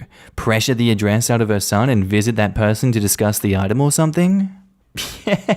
That's probably exactly what she would have done. You're the asshole, OP. OP has major entitlement issues. Am I the asshole for entering the private backroom for employees only at my son's workplace, and at the same time micromanaging and invalidating his growth and independence away from me because I believe that, as his mother, when living in my house, the same rule of no closed doors should also extend to every other door my son closes to me? Oh, and also, am I the asshole for jeopardizing the job I made my teenage son get by not leaving the private area I wasn't allowed to be in because my son had an item I saw and wanted and believed I was entitled to as his parent regardless of why it wasn't on the floor or if another customer had purchased it? Our next post is by user additional12532, titled, Am I the asshole for straightening my daughter's hair without my wife's permission? I, male 32, have a 4-year-old daughter. Let's call her Gracie. Gracie is half black, her mother, female 31, being African American. Her mother overall handled all of Gracie's hair care and taught me how to do simple styles, but even those simple styles were difficult. My wife ended up going on a vacation with her friends to celebrate her friend's birthday, and my mother came over to visit. I hadn't done Gracie's hair in a few days, so it became nappy and unmanageable. When I tried to comb her hair, the comb broke. My mother said that I should get my daughter a perm so her hair would be more manageable, so I took her to a salon to get it permed. My wife got home, and when she saw our daughter, she was livid. She screamed at me and then at my mother for even suggesting that, but I think she's overreacting because it's just hair. Then she brought up our wedding. My mother had tried to get my wife to straighten her hair for the wedding, but my wife refused because she wanted her natural hair on the wedding day so she could be as natural as possible. My mother often comments on my wife's and daughter's hair, and I agree with my mother. But now my wife is telling me that perms chemically burn and damage hair to change the texture, and that I damaged our daughter's hair. Now she's thinking of getting our daughter's hair cut so her hair can heal from the damage. But I still think she's overreacting. Besides, I don't want my daughter's hair to be cut. She looks so cute now. Am I the asshole for straightening my daughter's hair without my wife's permission, even though Gracie is my daughter too? I'm gonna go with yes, you are the asshole for this one. You should have consulted your wife on this and asked her. You have a phone, you could have done that. Yet you chose not to do that because why exactly? You made a big decision that you knew was going to upset your wife. And then you hide behind your mother for this one, who you know that your wife doesn't get along with when it comes to hair. Yes, you're the asshole for this one. Now in the comments, Tools01 says, your daughter is half black. You married a black person and you used the words nappy and unmanageable. Besides that, you sound like you haven't learned how to care for your daughter's hair, nor tried to learn how to care for curly and coily hair. Not to mention it sounds like you haven't learned to respect your wife's boundaries. You're the asshole. Go watch a couple of videos on curly hair and stop listening to your mum. No black person would straighten their child's hair at such a young age. It's just not done. And for your info, hair isn't just hair in the black community. Furthermore, you knew your wife was against straightening your daughter's hair. Did you ever ask her why? You were absolutely wrong. Educate yourself and then apologize to your wife and daughter.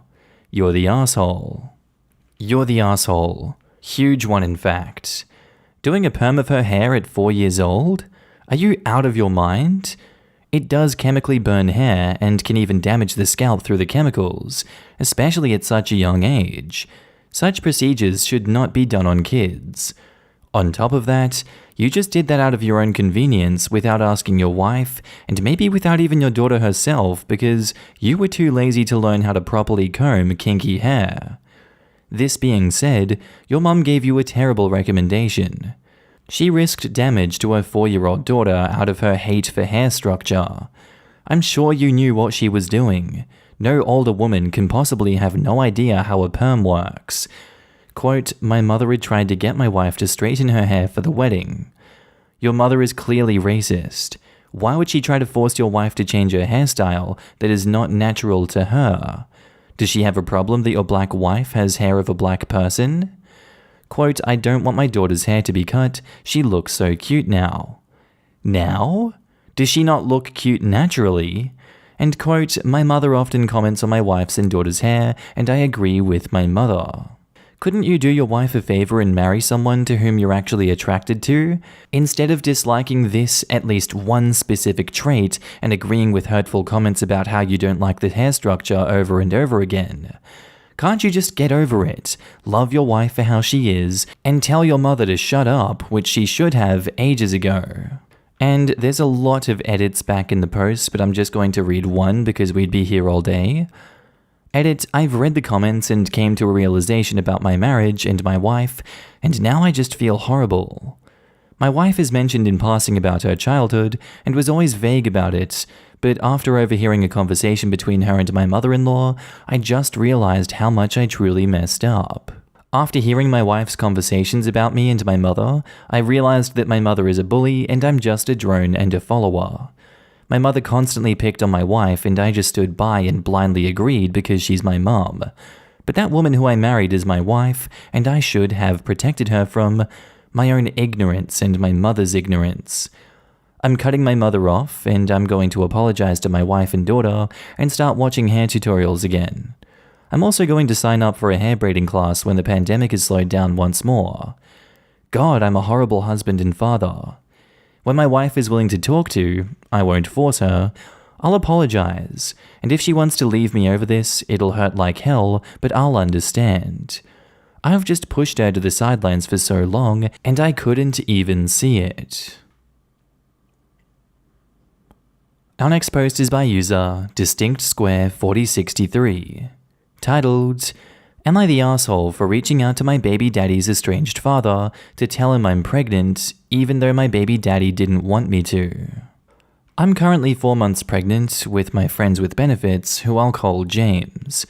I haven't known James for long, but we both agreed to keep the baby and be co-parents as best as we can. I'm still very close to my family and want my child to have a good family situation as well.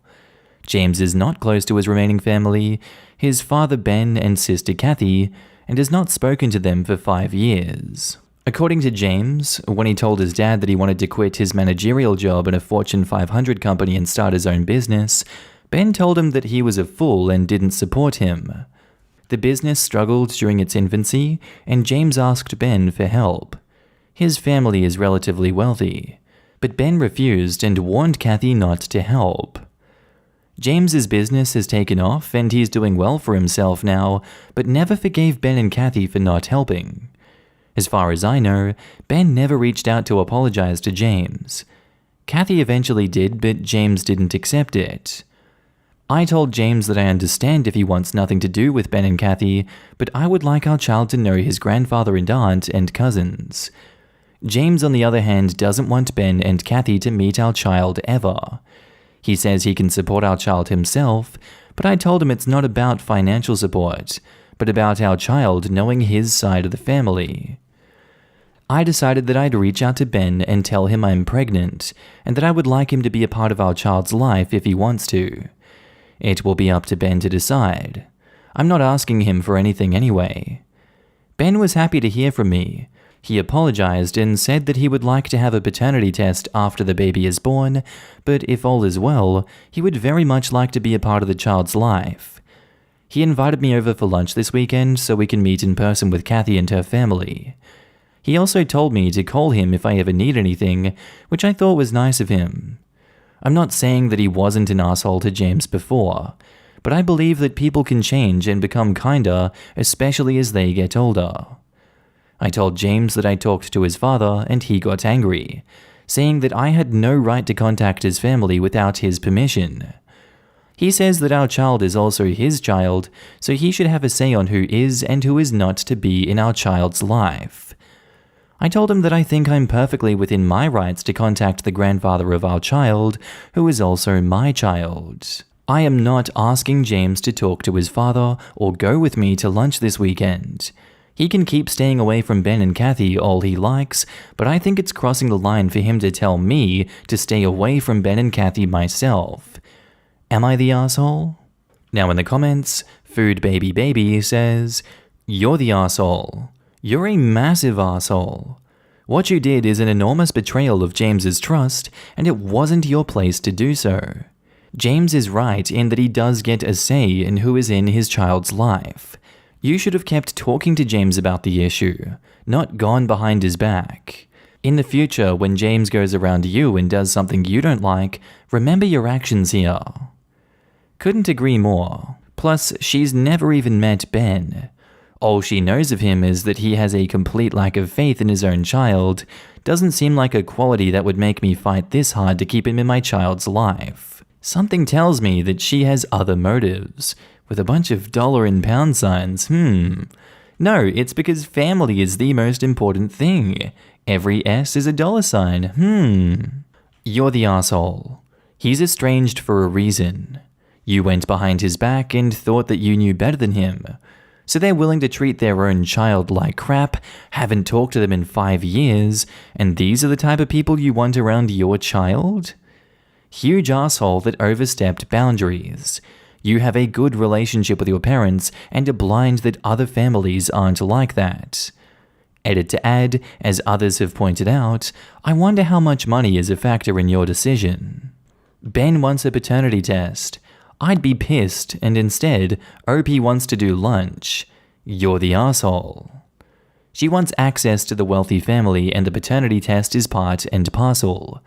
Being on James's side doesn't get her kid access to the family funds, but being on Ben's side does. Exactly my thought. Not only is the OP a major asshole, she's also trying to get easy money from her friends with benefits family. Entitled much?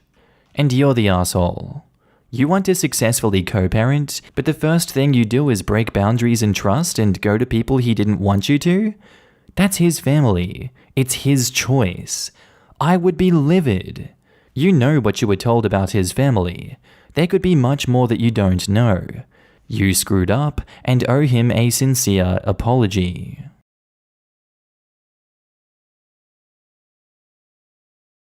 Am I the asshole for telling my wife it's embarrassing she gave our daughter's bus driver cookies?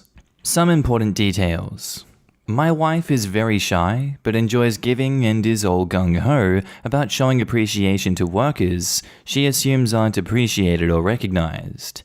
She tries to pass these beliefs on to our kids. Because she's too silent to show her appreciation, she does it through gifts, usually baked goods. I've been embarrassed about it in the past. Our oldest rode the school bus for the first time. My wife was waiting at the stop with our daughter and had her hand the bus driver a bag of house-made cookies. Then when she picked her up from the stop in the afternoon, she gave a bag to the afternoon driver. I asked why she did that when she could have just as easily said thank you and left it at that. She said the bus drivers work so hard having to comfort all the nervous kids and handling the unbehaved one while driving, and they deserve more than a thanks. I reminded her that this has embarrassed me in the past, and I think her behaviors are too extreme. I wouldn't want gifts from someone I don't know. She ignored how I felt. I contacted some people in my life to see if I was just the crazy one here, and most of my friends and my mum agree. My wife's way of showing thanks just makes everyone uncomfortable. Am I the asshole? OP, I see 2 possible scenarios going on here. Either she's doing more than just handing out cookies and going above and beyond to make people uncomfortable, or you're just lying to us. You're just uncomfortable with her doing this because it's not something you would want done to yourself. That sounds like a you problem, not an everyone else problem. You're the asshole for this one. Now in the comments, Redoubtable South says, "You're embarrassed by your wife giving out cookies as a thank you? That's a weird thing to get embarrassed about having a thoughtful, considerate, and kind wife. You're the asshole." I just want to add that right now, my state is facing a severe shortage of bus drivers due to you-know-what. These people aren't just doing some menial job. They are literally risking their lives in a pandemic to safely help kids get around. A generous donation of cookies is the very least we can do to show some gratitude. People like OP who seem to think otherwise are huge assholes. And edit to add, thanks for the award. For those asking, I'm in Ohio, at least until grad school is over. Apparently one of the school districts here was closed today, literally because of a lack of drivers. This made me so sad. I'm also someone who is shy, but likes to do things like get people small gifts or make baked goods. My inner mind constantly tells me, they're gonna think that you're weird. Everyone hates you and thinks you're weird, but I just try to tell myself that I'd rather have people think I'm weird when I have good intentions than just never try to be kind. It's mostly been met with positivity, but it makes me sad to know that OP and all his friends and family think that it's inappropriate. You're the asshole. Even if I wouldn't eat a bag of cookies from a stranger, I would by the way, I just know some people wouldn't, I would appreciate the gesture and realize they'd gone out of their way to make me feel good. You were shaming your wife for having found a way to express herself despite her shyness. You're embarrassed by someone showing kindness. Wow. You're not just an asshole, you're a dick, and so is your mum. Our next post is by user Private Conversation, titled, Am I the asshole for kicking my brother-in-law out of my house for asking this question in front of my friends? My, female 31, brother-in-law Tim, male 30, lost his wife 8 months ago. To be honest, we aren't close.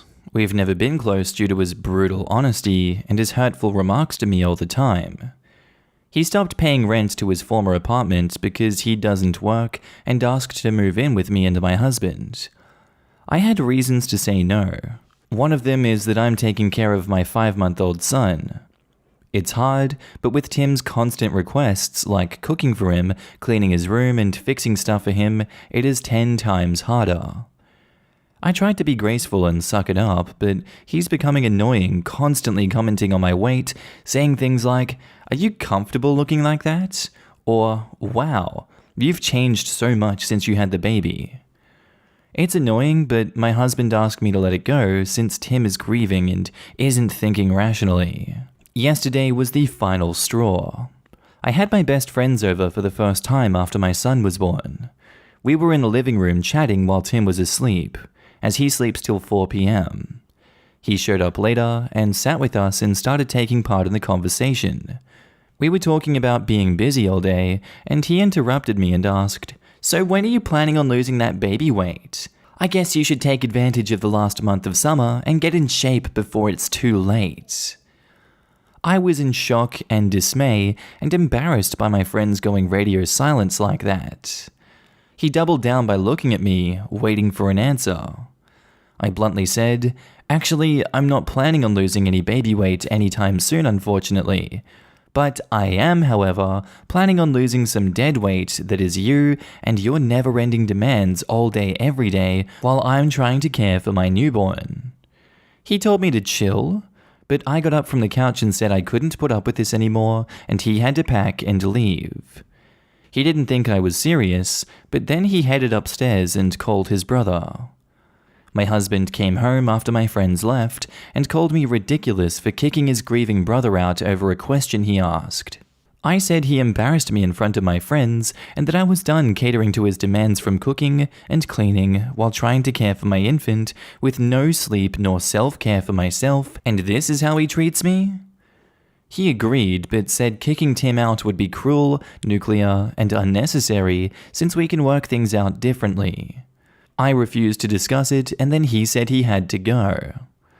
I gave him 2 days to find a place to stay, and my husband is convincing me I was making a mistake and should have had some empathy towards Tim and his situation as a new widower, and besides, it's my husband's home too, so I can't make this decision alone. Did I overreact here? Edit, answering some questions. A. Why do I keep cleaning Tim's room and doing stuff for him? Because he doesn't do it himself. He leaves everything messy and has no problem sleeping in a filthy room with food and clothes all thrown around. B. Why isn't my husband helping? Well, that's because my husband works full-time, but he does his share of chores at home, and being a new parent, we're more stressed and exhausted than any other time. And C. Is Tim always like this? Yes, even with his own wife. Though her death was so devastating for him he couldn't talk for a week because of the trauma, but this is his character. And yes, I shouldn't act surprised now, but given the fact I'm helping him out, I expected some form of appreciation. Yeah, I'm gonna go not the asshole for this one. He shouldn't have continued with those questions. I get that he's going through some trauma and he's dealing with grief, but you can deal with grief and not be a complete asshole. It is in fact possible to do that. You have been strong this entire time and you've brushed off all of his stupid remarks, his questions, his laziness, his inability to look after himself, and he waltzes into this conversation and just attacks you straight away with you and your friends there. That is ridiculous that he would ever do that. Your friends would feel terrible. They're like, who is this guy to be saying this to you? What is going on right now? Cringe, embarrassing. If I were you in this situation, I would be dying on the inside, and it's amazing that you were able to come up with a clapback so easily without, being upset, crying, or anything. I don't know if I could do the same myself. But him saying that and then doubling down and asking when you're going to lose the baby fat is just repulsive. That behavior is unacceptable and he should have been out of the house last week for that. That's enough to cut contact with him. I don't care if he's grieving. You don't say that to me. You don't say that to my wife. If I was the husband of the situation, I wouldn't be enabling this, yet he is. You can't hide behind your grief for that one. I'm gonna go not the asshole, and I agree with you wholeheartedly, OP. Now in the comments, Brandy8 Marie says, not the asshole, but if I were you, I'd be evaluating the people near and dear to you. 1. Your husband shouldn't have let him disrespect you in the first place with not only his rude comments, but his cooking and cleaning demands. The misogyny is strong with this one. 2. Your friends shouldn't have gone radio silent. No hate though, not everyone's confrontational, but I would have rolled up my sleeves if that happened to my friend. Anyways, this dude sounds like a middle schooler that is actually attracted to you, so tries to knock down your self-esteem so that you think maybe he's all you deserve.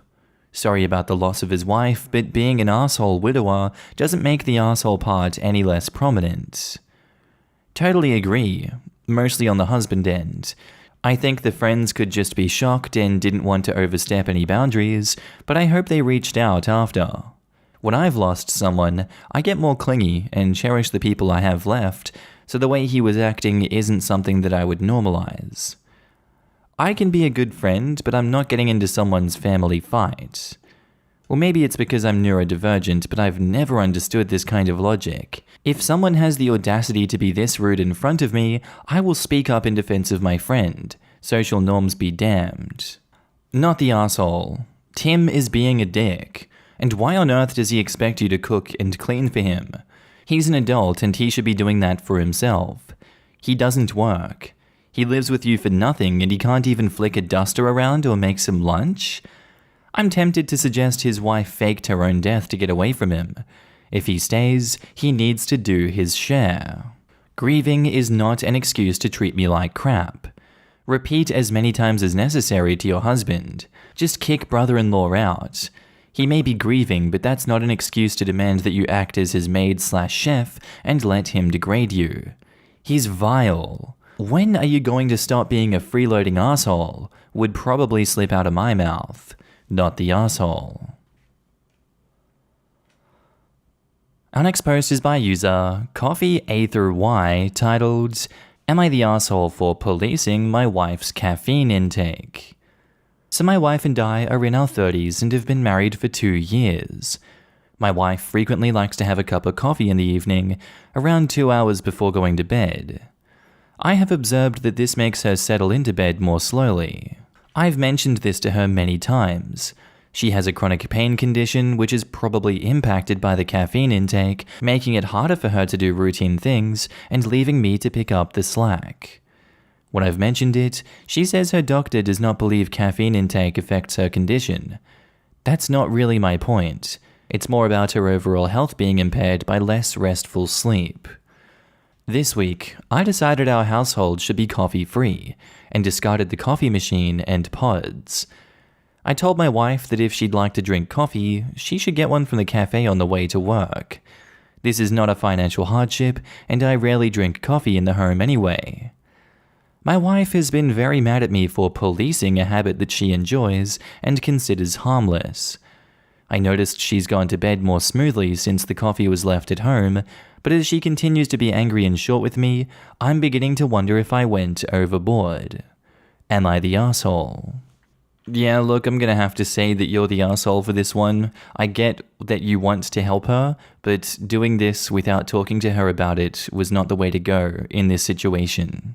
Really, the only thing I can see you doing to remedy this situation is apologizing profusely and buying another machine, because at the end of the day, this is only going to cause more arguments and fights, and it's detrimental to your wife to just do that to her. I know that you're observing benefits and detriments here and there with her coffee intake, but really it's not your job to police that. So I'm going to have to go you're the asshole for this one. Now in the comments, Sarah Kaz says, "You're the asshole. Your wife is an adult and wasting food products is childish." I seriously hope this post is fake, because I would be pissed if my partner threw my coffee pods and machine away without asking me first. And according to a doctor, it's not a problem. If you are not a doctor, you should defer to the person who is. You are supposed to be a team. Making unilateral decisions and treating her like a child like this is ridiculous. Caffeine withdrawals are also sometimes painful, which could make your wife's condition worse, which may be why she's settling into bed faster, by the way. You asked if you went overboard and are you the asshole? Yes, you did, and yes, you are. OP taking his wife's caffeine away definitely will make her condition worse. Caffeine is a pain reliever. It's in almost every pain reliever. I actually knew someone whose doctor told them to take caffeine pills for her migraines. So taking caffeine away cold turkey will not only give her caffeine withdrawals, but also take a source of pain relief away. Quote, "Caffeine is a pain reliever." If it was a pain reliever, it would be by itself and marketed as such.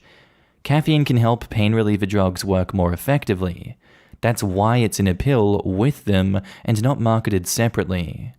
The suggestion for using it for migraines is what caffeine does to blood vessels and pressure, and not as a pain reliever. Similarly, drinking a glass of wine or beer when a migraine is starting can help it go away, though using caffeine has the potential for withdrawal symptoms if you stop taking it. You're the asshole. She's a freaking adult and your wife, not your child. Grow up and have a conversation with her about drinking coffee earlier in the day. Don't literally throw out a coffee machine that I assume you both own without even consulting her. Massive asshole. Buy her a new one with her favorite pods to apologize and have a real conversation about the timing of drinking coffee and sleep, not her condition. Which, sorry, unless you're her doctor, you don't get to comment on.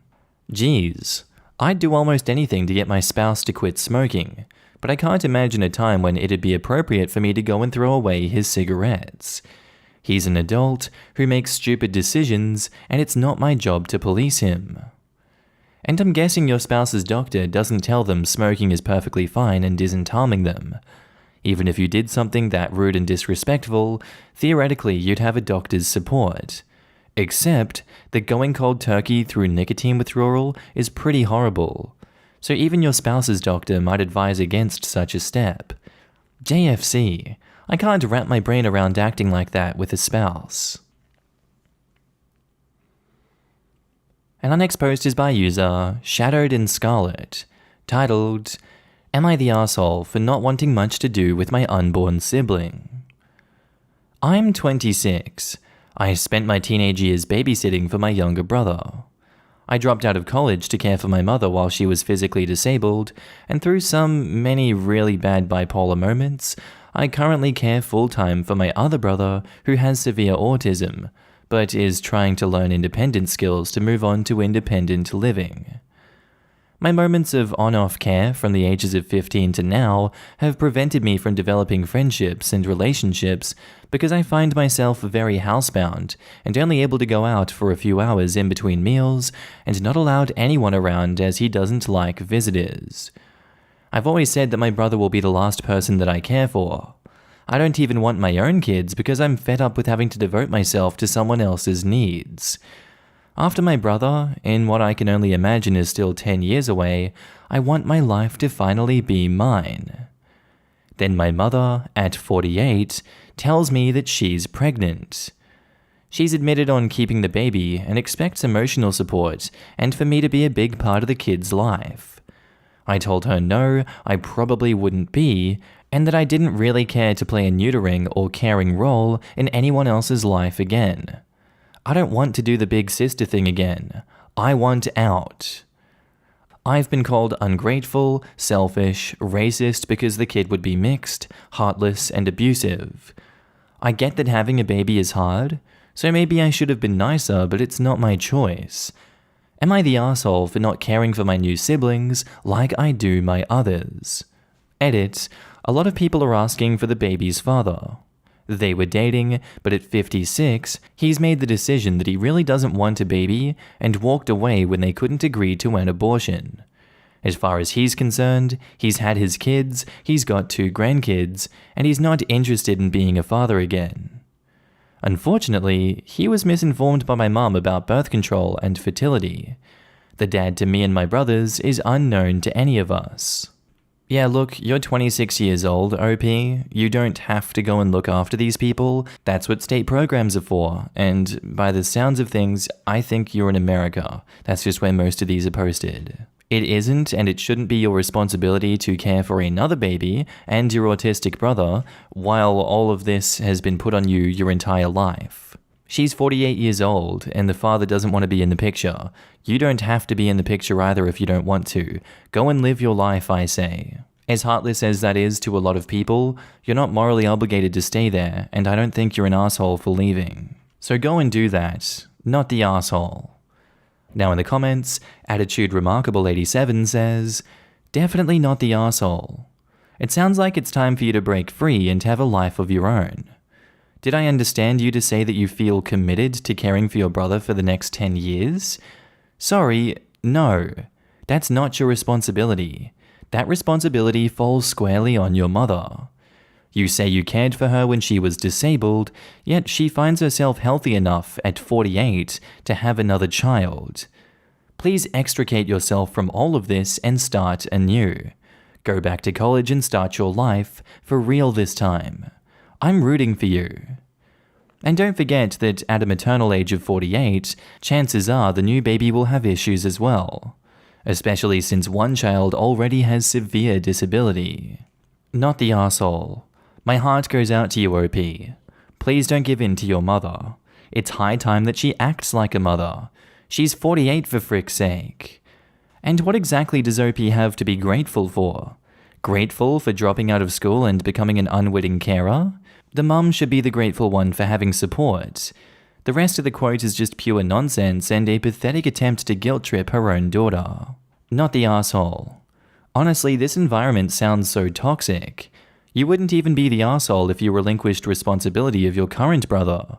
If you can, then you deserve to go live your life.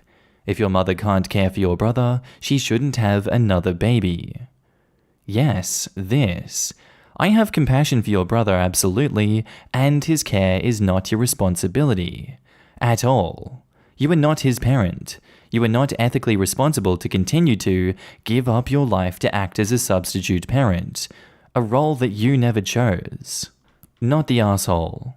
Your mum keeps having kids she can't support, and she's guilting you into being a second parent to make her life easier. Where is the actual father of this baby? He should be in this role, not you. She needs to stop having kids with absent men and expecting her older children to fill the role of daddy. You are a young adult. You deserve to be free to live your own life and focus on your own growth instead of being tied down to your mother's bad choices. Am I the asshole for calling the police on my ex? So my ex, 35, had custody of our daughter, 9, until I discovered that my ex was neglecting my daughter by using drugs and living in horrific conditions. I won custody of my daughter when she was 7. Her mother was a heavy meth user for a long time, I came to find out. She hid it from nearly everyone, and of the time I suspected it, I didn't have proof until I came across video evidence of it on my daughter's tablet. During our custody battle, my ex got clean. I was very happy about this, as I wanted my daughter to have her mother in her life. My ex got a job making good money, moved away from her abusive meth head dealer boyfriend, and was finally trying to make something of herself. Well, the last few months, my ex was finally allowed unsupervised visits. Every visit, there was a ton of drama. She was late picking up our daughter, 16 hours late once. She slept for 24 hours straight, leaving our daughter to fend for herself for food. Our daughter had to call her grandma to pick her up because she couldn't wake up mummy. She lost her job due to being sick. She constantly has an excuse for why she's late or unavailable. She once had a friend bring my daughter back in a car that had a breathalyzer in it to keep it running. I discovered this guy had 5 warrants out for his arrest due to meth. This last visit, however, is where I think I might have been the asshole.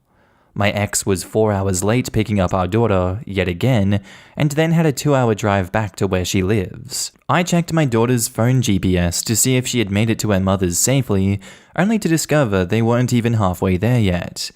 Her mother stopped at a random gas station off the interstate for 2 hours and left our daughter alone in the car. I couldn't believe it when I talked to my daughter on the phone. So of course I called the police to do a welfare check. And before the police could arrive, I checked with my daughter again to see if her mother had returned. She had. I relayed this information to dispatch, and they still chased her down. All I was told is that my daughter was okay. After my daughter returned from visitation, she told my wife about the incident. And this is where I feel terrible. Daughter said the police put her in the back of the squad car as her mother and car was searched. She was terrified, and that was never my intention. I just wanted to make sure she was safe because I was 99% sure there was some sort of drug deal/use going down, especially with recent behavior. Her lawyer even withdrew from counsel this week after a drug test was ordered. My suspicions are through the roof. So am I the asshole? And edit, some are under the assumption that I haven't fought tooth and nail for 2 years to keep sole custody of my daughter. The battle is still ongoing, but I'm not a mother, so therefore I am treated as less than in family court. Look, at the end of the day, you did the right thing. You're protecting your daughter and you're keeping her as safe as possible. Your wife has a drug addiction, and it's obvious through her actions here that she has no interest in fixing that addiction currently, or at the time of all of these events, and that's not your fault. Neither is that your daughter's fault. You want what's best for your daughter. She was out in harm's way for 2 hours, left alone in that car. At the end of the day, your daughter's well-being is of utmost importance to you. Anything could have happened to her out there, and in any case, this is the best outcome. It ensures that your 2 years of fighting for sole custody of your daughter now swings back into your favor. At least I would assume so. And now your daughter is safe because there is no shared custody. She can't be taken off of your person. I really do hope your ex gets the help that she needs, but, I'm not going to say that she particularly deserved to be arrested and be drug searched, but it happened, and that does happen. From what I can gather, from what you've said, you didn't do this with the intention of her going to jail. But these things happen, and it's not your fault, in my opinion. I'm going to go with not the asshole. Now in the comments, Neutraligan says, not the asshole. While your daughter may have been scared, her safety comes first. Police oftentimes have events where they do meet and greet with people, but they also get to see a police car and all that. Maybe see if you can replace what she experienced with police with a more positive experience. And OP replies, this is an excellent idea. I hope we can do something like this once the pandemic is under control. Yes, my hometown had an annual fair in the local outlet store's parking lot. The city would bring out a school bus, driver, police car, with the guns taken out of course, but the computer and radars still going, officer, sometimes a puppy in training, fire truck and first responder, so the kids could see them up close and personal and ask any questions they wanted. I admit I was nervous when pulled over for speeding, but when I see a cop on the road or in shops, I'm always comfortable around them, and I credit those fairs when I was young. Also, good luck on your fight for your daughter. Sending you both the best of wishes, and stay strong. Edit to add, please don't try to @me and talk about police violence, etc. in America. I get it. I agree with the reform that is way overdue. All I wanted was to share a good experience that I had as a POC kid, where my community worked really well and had high levels of healthy engagement with the local police. You don't need to rain on it with the depressing reality facing many across the nation that is already well known around the world. Take your good vigor for the movement and use it where it is actually needed, please. QueenTech6 says, "Not the asshole. Your daughter may have been frightened, but who knows what could have been going on, or even what may have happened if there wasn't a wellness check. I think your daughter would have been more traumatized by potentially being the only one there if her mother ODs or having to hang out with a bunch of drug dealers / people that are actively using meth. These are very dangerous situations for a child to be around, and I hope that you can get full custody soon and have supervised visitation when your ex is clean again. I'm sure you've already done this, but maybe sitting down with your daughter and talking to her about this situation would help. I know that when I was a child, I had similar experiences, but with my dad. The late pickups, the drug use, and the police. And what always hurt and confused me the most was feeling unloved. I was too young to really understand what was going on, and it scared me. This might be the case for her too. She needs some extra support right now. And also wanted to add, I don't fully remember being terrified of events like you're describing. What I do remember is my mum working so hard throughout my life to be two parents, her effort to provide me with a normal and happy childhood, and also her attempts to make sure I understood these situations as best as I could at that age. Your daughter will likely appreciate this later in life. My dad eventually turned his life around too, so hopefully her mother can do the same and be a part of her life. Hoping all the best for you both." And OP replies, "Thank you for your thoughtful comments. I've never dealt with anything like this, as my wife and myself are straight-laced. However, I am so lucky I do not have to be both parents, as my wife is the best stepmom, and my daughter absolutely adores her. I guess that makes me even more bitter towards my ex for not even doing this bare minimum when my wife, who isn't even blood, fills the mother role when she clearly doesn't have to. I have done everything I can to support my daughter, yet trying to take away her mother is a very double-edged sword. Look, you aren't trying to take her mother away. Her mother isn't being a mother and took herself away. Don't guilt yourself because the right thing isn't easy. As the child of meth heads and the poster child for neglect, I can say wholeheartedly that your daughter is better off. My parents started using when I was about 18 months old. The police raided our homes. I frequently didn't know when I would see family members next. I ate spoiled food that I had to cook myself. I was able to eat lunch at school because my sister learned to forge my mum's signature. I got baptized so I could eat dinner at my local church on Thursday nights, and none of that compares to seeing my mum's face turn gaunt and riddled with marks. Also to lying about my age so I could visit family in prison. The fear of being the reason that your mum who you can't help but love gets in trouble.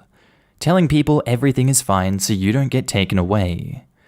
Your daughter deserves better than laying down in the backseat of a car every time someone drives up because she's defenseless and terrified of what might happen. Please don't let this happen again. My mum looked like she got her crap together too for a bit when I was a teenager. She just switched to opioids, emotional neglect, and physical abuse. Your daughter is so lucky that she has a capable father and a mother figure that actually loves her. You aren't doing your daughter any favors by preserving the relationship, and she'll understand. If you can afford it, please get her into some online therapy. And you're right to be bitter.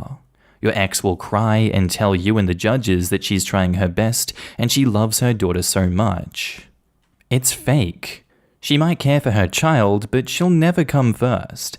She will always love the high more. I'm 30 years old now. I've been no contact with my mum for 3.5 years.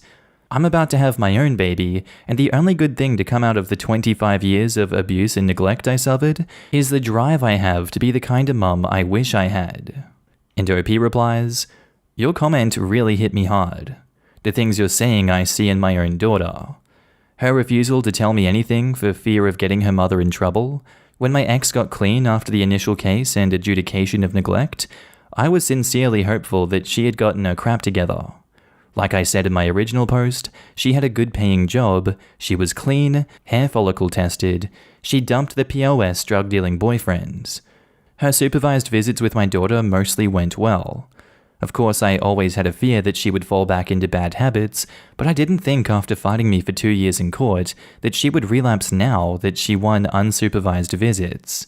I believe you were right, and have also come to this conclusion in the past couple of months. My daughter would be better without her mother. I hate this all the way around. And now on to the update.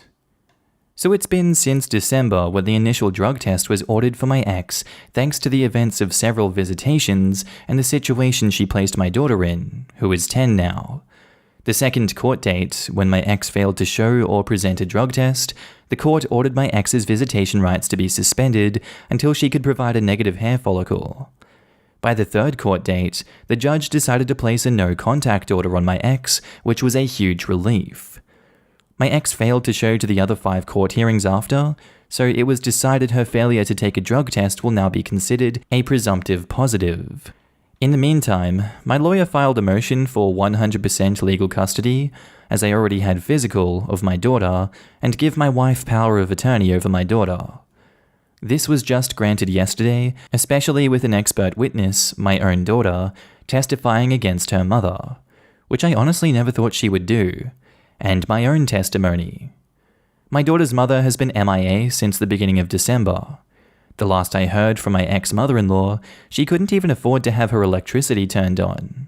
I'm furious her mother has placed so much stress on our daughter, that she has hurt her so thoroughly that my kid said today, off the cuff, that she will never forgive her mother. My wife and I didn't even know how to reply to that, so we just nodded in understanding because she has allowed her feelings. I no longer feel like the asshole. I did it first because of how upset my daughter was. I felt it was entirely my fault. I hated seeing her so upset. I know everything I've done is to protect her from the disaster that is her mother, and I'm extremely disappointed that her mother has just decided to not fight for her kid anymore. Just give up and not even show to court. I have a feeling I won't be hearing anything from her mother. Thank you for all your replies to the previous post. I know many people were pushing for court, which I had already planned, but the court moved slowly. Now you know the outcome. Now in the comments, Forsaken Rain 3071 says, just a thought. Run a credit check on your daughter and change her social security number just in case bio mom has it. Yep, and it never hurts to lay down a freeze/block until it's changed. Also, make sure everyone who ever sees your kid gets a copy of the no contact order. It's a bit awkward but important. I can't tell you how many times I've seen someone miss a dentist or a coach and all hell broke loose. Addicts and troublemakers can be incredibly persistent if they think it'll get them what they want. Good work, OP. I'm sorry you and your daughter have had to struggle through this. Luck and health to both of you from here on. Glad you got past feeling guilty. Sometimes doing the right thing feels so awful, especially when there are kids involved. Still, you made the right call. And edit, wanted to add that you should probably get your daughter, and maybe yourself, to therapy. No kid should have to handle this, even one with a good parent. There's a lot to process and she deserves some extra help. You may already have her in therapy and I missed it in the text, so if you did, Godspeed. And OP replies, I'm hoping many others see this comment so I'm not spam commenting. My daughter has been in therapy since the beginning of this case in 2018. There are many, many details I could not go into on here because it would violate the rules of this sub. My daughter was put through hell beyond the drug addiction issues of my ex. Therapy was a given. Everyone should be happy to know that yesterday was my daughter's last regular therapy visit after 2.5 years. The therapist feels our family has found peace and are moving forward successfully. I'm forever grateful for our therapist because he's been an amazing human who has helped all of us towards a common goal of making sure my daughter can become a success in life. Also that we work cohesively as a family unit. We have left it open, entirely up to my daughter, if she ever wants to return to therapy for any reason. All she has to do is ask. My wife also signed my daughter up for horse riding lessons as a way to help her build her confidence and as its own means of therapy. So far, my daughter loves it and won't stop talking about it. Our next post is by user Vera28, titled, "Am I the asshole for going to a pre-planned vacation with my family rather than my boyfriend's mum's funeral? I'm a teacher, so I get about 2 months off every summer, but my mum, sister, aunt, and cousin all work regular 9-to-5 jobs with 2 to 3 weeks off a year, so it's really difficult to organize time for trips where we can all go. We managed to schedule a girls' trip to Cabo from June 1st to 9th, made payments, almost $3,000 a person, several weeks prior to the trip, and we were all very excited to go to Mexico and bond. I'm best friends with my sister and cousin, and my mum and aunt are identical twins, so we are all a very close group. My boyfriend and I have been together for 2 years. His family lives across the country, so I only see them twice a year, and it's usually pretty quick.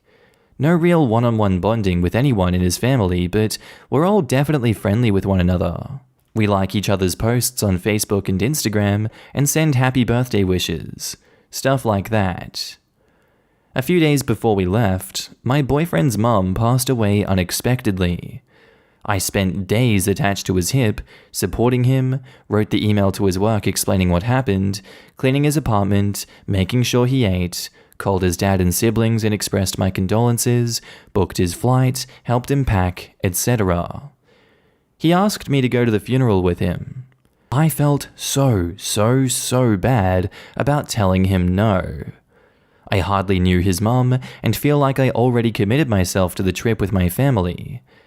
He was heartbroken and begged me to go with him for support, but I told him that his whole family is there, and if anything, it's a special time for them all to recount memories of their mother/wife/sister/daughter.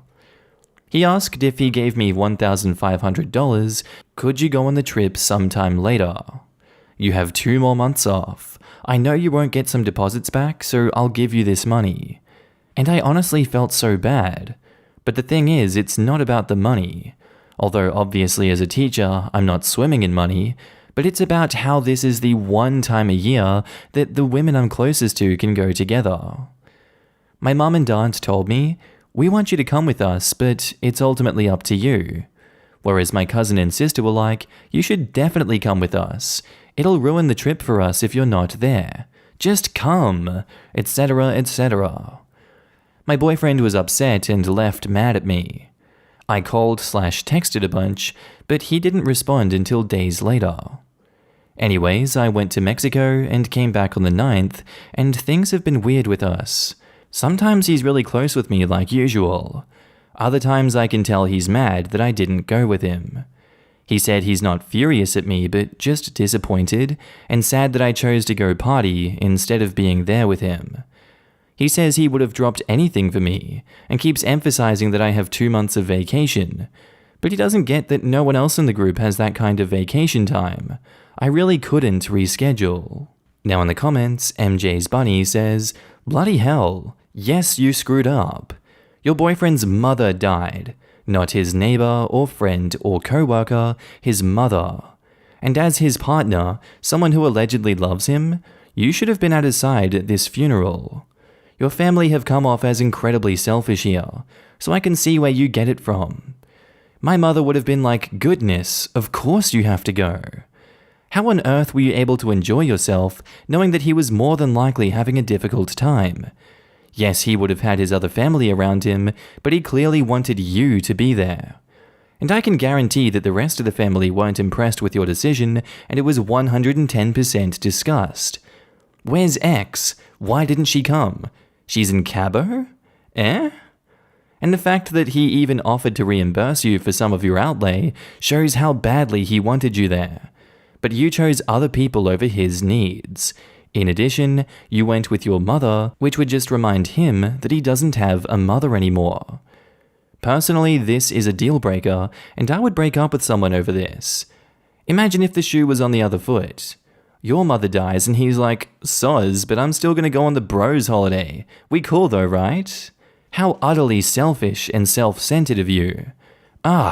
You're the asshole. You are so the asshole here, and no one can convince me otherwise.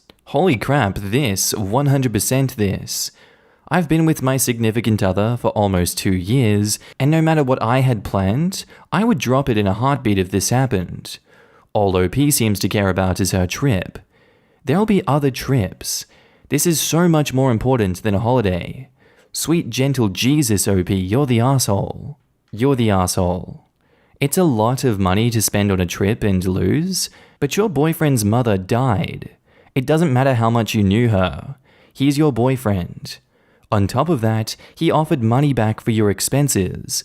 Granted, not the same amount, but still some. You have all the time in the world to plan another trip with your own mother. Turn the situation around. How would you feel? All I'm hearing from her is, but my trip. She said that she hasn't bonded with anyone in his family, but as someone who apparently loves him, shouldn't she be supporting him through his grief? And now onto the update. So it's been over a year since my previous post, which can be found in my post history. A lot has changed. I've taken the time to really think about what happened. What I came down to is that y'all were right, that someone's mother dying is huge, and I should have given more support. I sat down and spoke to Jamie about my feelings. This conversation happened about 3 months after the funeral. He said he was upset with what happened, but wanted to move on from the argument because our relationship means a lot to him. I told him I'd been thinking about it, and what it all came down to is that my feelings for him weren't as strong as they should be. If we've been together for 2.5 years and my feelings are starting to fade, then we should take a break. He was upset and crying a lot, but I told him that this would be better for the both of us. This way we can think about what really matters and how much of the past to hold on to, as well as the love that we have for each other. I ended up calling him about a month after that conversation and breaking things off. He's a great guy, and I should have been better to him. Things took a very sad turn for him, and I'll miss him always. I think I could have and should have handled things better than I did. Thank you all.